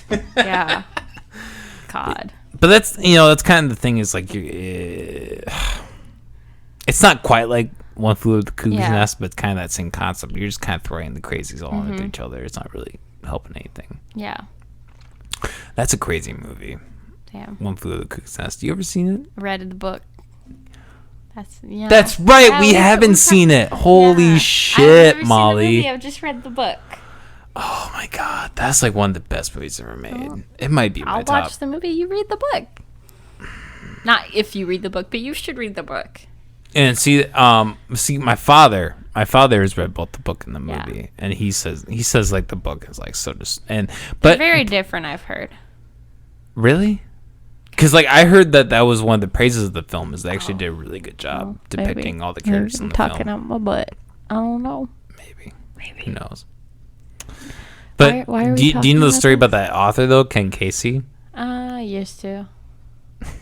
So he was actually when the government was administering people experimentation for LSD, he was a practitioner in that. I see. So he got dosed a lot of LSD, and that was actually at the time he was doing that at the time Wait, where a he was practitioner or participant? participant. Sorry. Okay. Yeah, participant of the LSD, Gotcha. and he was actually working at the mental health hospital at the time, dealing with mental health patients. That's what inspired him to write the book. Okay. I'm just going to grab water real quick. You're fine. It's over here. But anyway, why are we talking about this again? Just because we were talking about mental health and all that shit. Because your worst memory with your ex. That's right. Yeah, God, that was a while ago. Damn, Okay. I've been going for a while. Yeah. Shit. I don't know. Is there anything else that, like, is there anything else you want to ask me about my ex, or you want to talk about with that? I don't know. I don't know. I mean, I don't know. Like, does your ex call you names? Yes. Like what? There were a couple times she called me retarded, and that really, That's really mean. yeah, that was like some points in that where I really contemplated. Yeah. Because I mean, that was something. Like as a kid, I got called a lot, so that really like. I mean, Yeah. I really hate to use the word triggered, but I mean, No, it's sure. yeah. I can get that. I get that. My ex used to call me bitch all the time, but like. I mean, that's I don't know, like. But it became like a pet name almost. She would call me bitch when she was like being nice, and she would call me bitch when she's being mean. So. Yeah, like that's the thing with me and bitch is like I call like my friends that are women bitch. Yeah. Just as, but like I say it in a way where Yeah, it's you like say it in a obviously- way that it's not at all offensive. Yeah, exactly. Yeah. So I guess it's like my whole thing with words in general. It's like Yeah. it's all about the context. And like with her, I could never tell. It felt like I told you this story not that long ago, that like we were driving up and she told me she wasn't gonna tell me she loved me anymore because we said it too much. Oh, that's She told right. it to Yeah. me. She said that twice, and I was so upset. And then she was like, "I was just joking." Ah! Like, what the fuck? There was one time I was like sick. Like, I was like, this is TMI. I was like on the toilet and puking. So, like, but not at the same time. Like, I was on the toilet. I think I was just peeing, though, to be honest. But then I had to puke. So, the sink was right in front of me. So I just stood up and threw up in the sink. And I didn't. It was bad. It was bad. I was so sick. And she was livid. Yeah. Like and not able to handle your... Like, she was pissed at me for puking in the sink because she's like, you got so pissed at me when I puked in the sink. I was like, I did not get pissed. I just said, future reference, if you have to throw up, try to hit the toilet, not throw up in the sink because it clogs easy. And so she, like, didn't, like, talk to... Like, I was, like, so sick and, like, so miserable. And then on top of that, like, my fiance hated me because I was sick. Yeah, and I get that. It was just really shitty. See, I get what you're saying. Like, I feel like that kind of, like, it's almost like you can't, like, in your mind, you can't blame them for thinking like that because they have that disorder, but at the same time, it's, like, so hurtful. It's like, you feel like you're not getting that support. Yeah. Like, I would literally have to tell her, like, could you be nice to me today? Yeah. Oh, yeah. And I had to do that too. She still wouldn't. Really? Yeah, Damn. no, God, no. She still wouldn't be nice. I'm nice to you all the time. What are you talking about, bitch? Damn. And then she'd be mean to me still. Or she'd just ignore me. Yeah. She did a good number on my self-esteem. Yeah. But, like, she wouldn't try to. Like, that's the thing. That's probably the shitty part is it's like she never, like, said anything negative about me, like, in that sense. But, like the night we broke up, like, I spent, like, I had hair down to, like, here. I was growing it out for my wedding so I could be like a fairy princess. Oh, yeah, I get that. Yeah. And so I had really long hair, and so it took me 2 hours to straighten it because I'd never, like, straightened my hair before, like, on my own. So yeah, I, like, straightened my hair, I did my makeup, I put on a nice dress, I cleaned the house, I cooked dinner, and, like, she got home and, like, ate the food, watched Netflix, and then went to bed. Yeah, I was, and, like, I was so, like, hurt by that, and so, of course, like, especially back then, like, I was really prone to just, like, crying, because I was mentally not well at that point. Yeah, and that's what happens. Yeah, and, like, so I started crying, and she's like, why are you crying? And I'm like, I put all this effort in, and, like, you didn't even pay attention to me. You didn't even, like, give me a kiss hello. Like, I haven't seen you all day. And she was just like, I told you were beautiful. And I was like, no, you didn't. Like, she didn't say that. She was like, oh, well, you are. I'm like, okay, thanks. Like, so then, like, that just, like, reaffirmed that every time she said I was beautiful, like, that meant nothing. So, like... And I always, like, that was just, like, her go-to thing. She would say, you're beautiful, you're perfect. And I'm like, that doesn't, like, it obviously didn't mean anything. And, like, that's, like, when we broke up, I was like, well, what did I do? She's like, nothing, you're perfect. I'm like, no, obviously not. It's just stupid. It's stupid and it's manipulative, so. Yeah. And that's kind of the thing is, like go back to says like that manipulation, like my XYZ the logic where it's like, you know, people with borderline personality disorder, which she had, like manipulate people, but they don't realize they manipulate people. Yeah. But it's kind of it's kind of back to that logic. Like if they're telling you that they're, you know, like does a manipulative person really have the capacity to be able to be honest? Yeah, exactly. And like I have a feeling that like my ex at least knew what she was doing. And, like, even to this day, she still tries... Sorry. She still tries to manipulate me, and she still has power over me because we have this house. Yeah. Yeah, that's the difference between you and me, definitely. Yeah. Yeah, you're able to just, like, cut ties and move on. Fuck you, cunt. Yeah. And, pawn that ring, finally. Yeah. Jesus Christ. God, I wish I could have pawned my ring. Oh, Dude, I could have like I could be like made right now if I could have pawned my ring. What happened to it? I gave it back. Oh, really? Well, okay, because I told you it was $8,000, and she had barely paid. Like I'd only had it for a year, and so it still had a lot on it. So I wasn't about to keep it and make payments on it. So I gave it back. I don't know, man. Separation is a dirty game. Yeah. I guarantee. I would not be surprised if my ex pawned that fucking ring and got Yeah. fuck ton of money. Because my ring was like my great grandmother's. Oh, that's so shitty. Yeah, I guarantee she pawned it. So shitty. Well, I wasn't gonna ask for it back though, because like you're like, what am I gonna do? Yeah. Am I gonna give that to someone else? Like, yeah, right. And that's kind of the rule is if you leave, they get to keep the ring. Yep. But if they leave, you get the ring back. Oh, really? Yeah, that's the thing. Yeah, that's the But thing. you didn't leave. She dumped you. I know. So I theoretically should have kept the ring, but I wasn't about to make payments on it. She didn't ask me for the ring back. Oh, yeah, because you still owed the payments. I That's threw it right. at her. She threatened to call the cops on me because I am physically abusive. That my ex threw that ring around so many goddamn times. Oh, I put it in the box first, and then I threw the box like on the couch. I was like, take the fucking thing, and then she left me that note. Yeah. Ugh. Jesus, yeah, what a fucking mess. That's the thing is we weren't even married, and we'd like joke like that we were divorcing each other already, and like we like both had plans for when we broke up what we'd do. And we'd like talk about it Damn, and we never got shit. that far. I mean, we would talk about the logistics But like we would of talk divorce. about it in a joke. See, it me and my didn't ex would feel like it. realistically talk about logistics of divorce. yeah. Just because like that was a reality in Yeah. our family. And then so after, because we lived together for almost a month after we broke up still. Damn. Because, I mean, we didn't know what to do.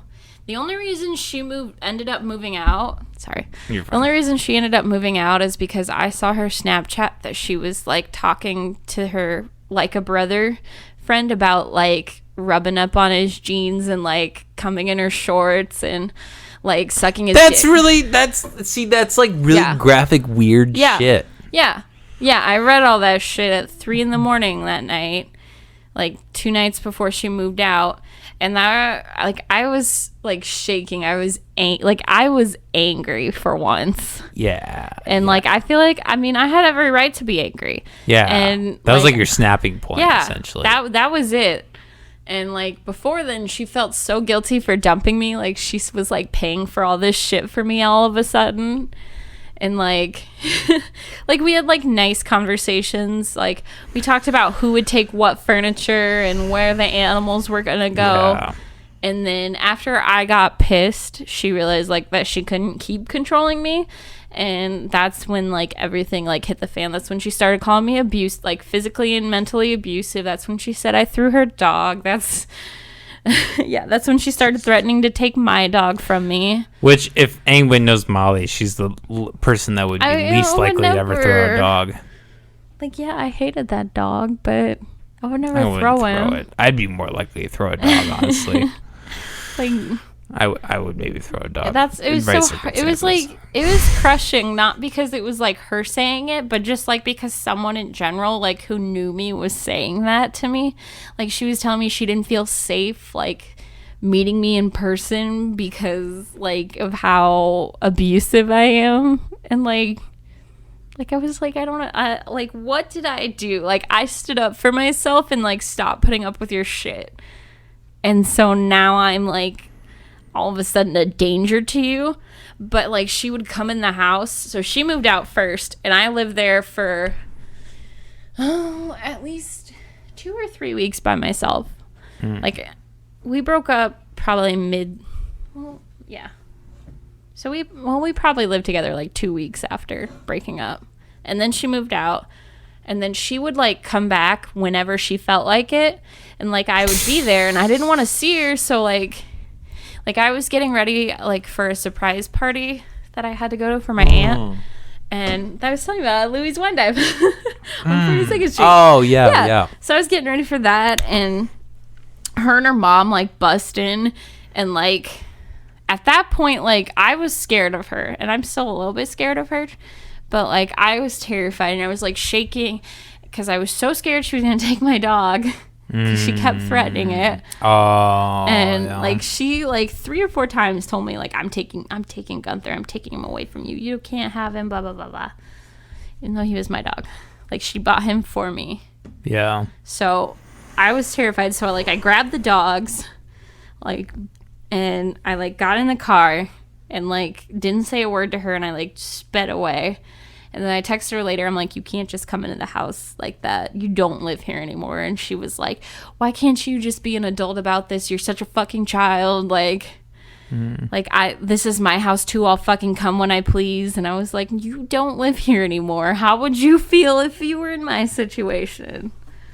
And she, I mean, after that, I didn't, she would like come when I wasn't at work, like when I was at work and I wasn't there. And I was always like, so anxious and having like panic attacks because I was so scared she was gonna take my dog because she kept telling me she was gonna.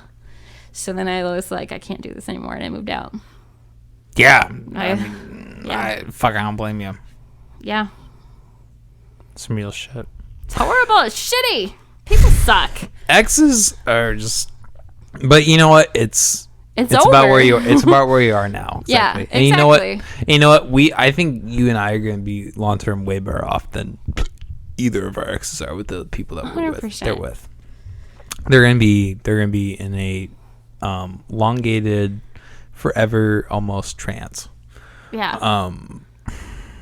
Yeah. Yeah, that was like one of the things my ex said, like, once I found out, like, so like 5 days after we broke up, after being together for almost 8 years and being engaged, she went to a bar and like started groping boys and girls. She doesn't discriminate. Yeah. We don't discriminate races or genders. Nope. So Here she at the, started, Jennifer. she was, Power. she was like making out and groping people at a bar. And so she told me that after I confronted her about the Snapchat thing. And like when I asked her if she like was talking to him before before we broke up, there was like a really long pause before she said no, and I really don't believe that it started after. I think it started before at this point. But like I was like, seriously, like it took you 5 days to get over me? And she was like, well, I can't be single. I don't know how. I'm like, if you didn't know how, why the fuck did you break up with I me? think the very similar thing happened to my ex, and that just shows how much of a personality disorder they had. And then she was telling me, like, she's like, yeah, I was actually thinking about getting back together with you because I don't know if I... And I was like, ho, you funny. Like, you fucked around. I'm done. I'm not... Fuck that. Like, maybe that's the sad thing is I probably would have if she hadn't have done that. Or if she hadn't told me that. And, you know, that's a sign of a toxic relationship. Is Yeah. like, there was probably a period after, you know, maybe even when we were talking where I probably would have come back. Yeah. Because that's the thing, like it good to be on a point where it's even good. It's just like comfortable, Right, exactly. And that's the thing. It's like it's not like I was happy, but it was what I was used to, and yeah, like that feeling of like belonging to someone. exactly, being a part of something. Yeah. And it's really easy to forget that. You know, we live in one of the most densely populated places. You know, not here, but like just the world in general is very densely populated. There are plenty of different people you can meet. Always have hope. I encourage anyone, if they're in a bad relationship, in a bad situation, if they feel like they need to get out of it and they can't work through it, then go ahead and do so. It's so worth it. It's so like I never thought like I would be happy not in that relationship. And like as soon as I was out, I mean, yeah, it was really shitty like at first because but that makes you stronger. Yeah. And it gives you more wisdom. And like I was really not as upset, not as like devastated as I thought I was gonna be. And like just like having that time where it was just me like figuring my shit out, like I was already happy at that point. Yeah. And so I was like, oh, like it was totally worth it. Yeah. Like it's possible, you know, Yeah. it's possible to be feeling good and all that. And like, just because you like think like there's more than one person out there, that's for sure.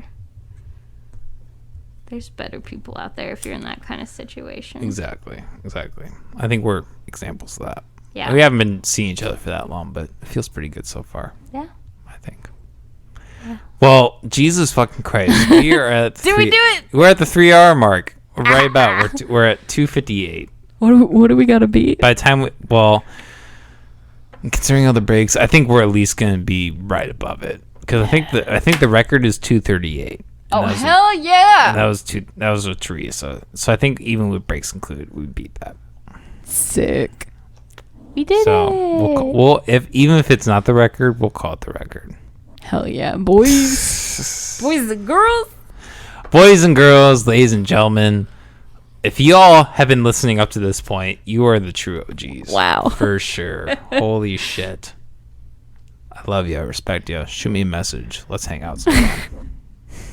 Wink, wink. Not wink, wink.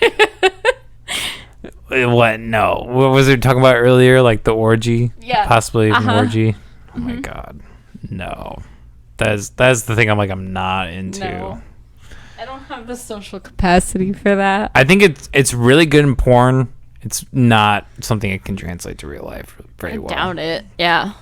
I think for people, maybe for people who are like really socially extroverted, they could go for it. Yeah. But that would be like even like a sociopathic level. But it takes it's like in my mind, because you want to make sure everybody's happy in that situation. Really, or is it just attachment? Well, I mean, you want to make sure everybody gets satisfied. Really? Orgy. I don't know. Or is it just every man, woman for themselves? I don't know. I guess personally, like, I get off on other people getting off. Like, I want to make sure the other person is having a good time. I see what you're saying. Well, I think people like you and me don't participate in orgies, so. Yeah. There's a reason. For sure.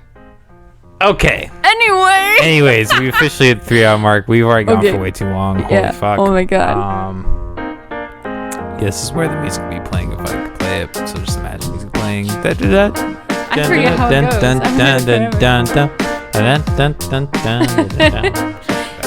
I don't even, like, I haven't been watching your podcast anymore because I'm here. Yeah, exactly. Because I sit through it. Yeah, I don't blame you. You're fine. I don't expect you to do that. Sorry. I'm not an asshole. I mean, I can't be an asshole. I try not to be an asshole about that. All right, motherfuckers. We've already been going on way too long. We've broken the record. Next week, we're going to have J-Bash on. Oh, yeah. Oh, he's filling in. Yep. It's going to be a really good time. That's gonna be a lot of fun. Yeah. I'm gonna have to drive, huh? Yeah. Oh, definitely. Whiskey. A lot of whiskey's going to be consumed. So much whiskey. Cigars might happen. I don't know. He's kind of iffy about it. No, he smokes like every once in a while. I think he'll like, but he's been like really active. And he's been partaking in mushrooms quite a bit lately. Yeah. So I think that's probably helped a lot with that. So I don't want to put the pressure on him. Yeah. But he's definitely a whiskey connoisseur. I told him that he does like Manhattans and all this like mixed whiskey stuff. So I told him I'll make drinks. Well, he's the bartender. He's the expert. So, Fair. Oh, I mean that'd be a good podcast. I'm notoriously bad at making drinks. Yeah. You definitely tend to go hard in the liquor. For sure. Okay, motherfuckers, Yeah. we're out of here. Okay. Stay tuned for all that, and hope you all been chilling, hope been smoking, drinking, whatever. Have a good night. Bye. Hey everybody, thanks for tuning in today. Hell of an episode. I had a really great time talking about a bunch of shit with lovely Molly, who does a lot helping on the show. I'm really glad she is a permanent part of it. Stay tuned. Next week we're gonna have Jay Bash on the show. He's been a returning guest. He's always a lot of fun to talk to, and obviously playing more content after that. We're actually going to be having the creators of the upcoming field trip that we've been talking about here on the podcast very soon. So stay tuned for that. Otherwise, I hope everybody is staying safe out there. It's crazy times, but we're all going to get through it together. Y'all have a good night.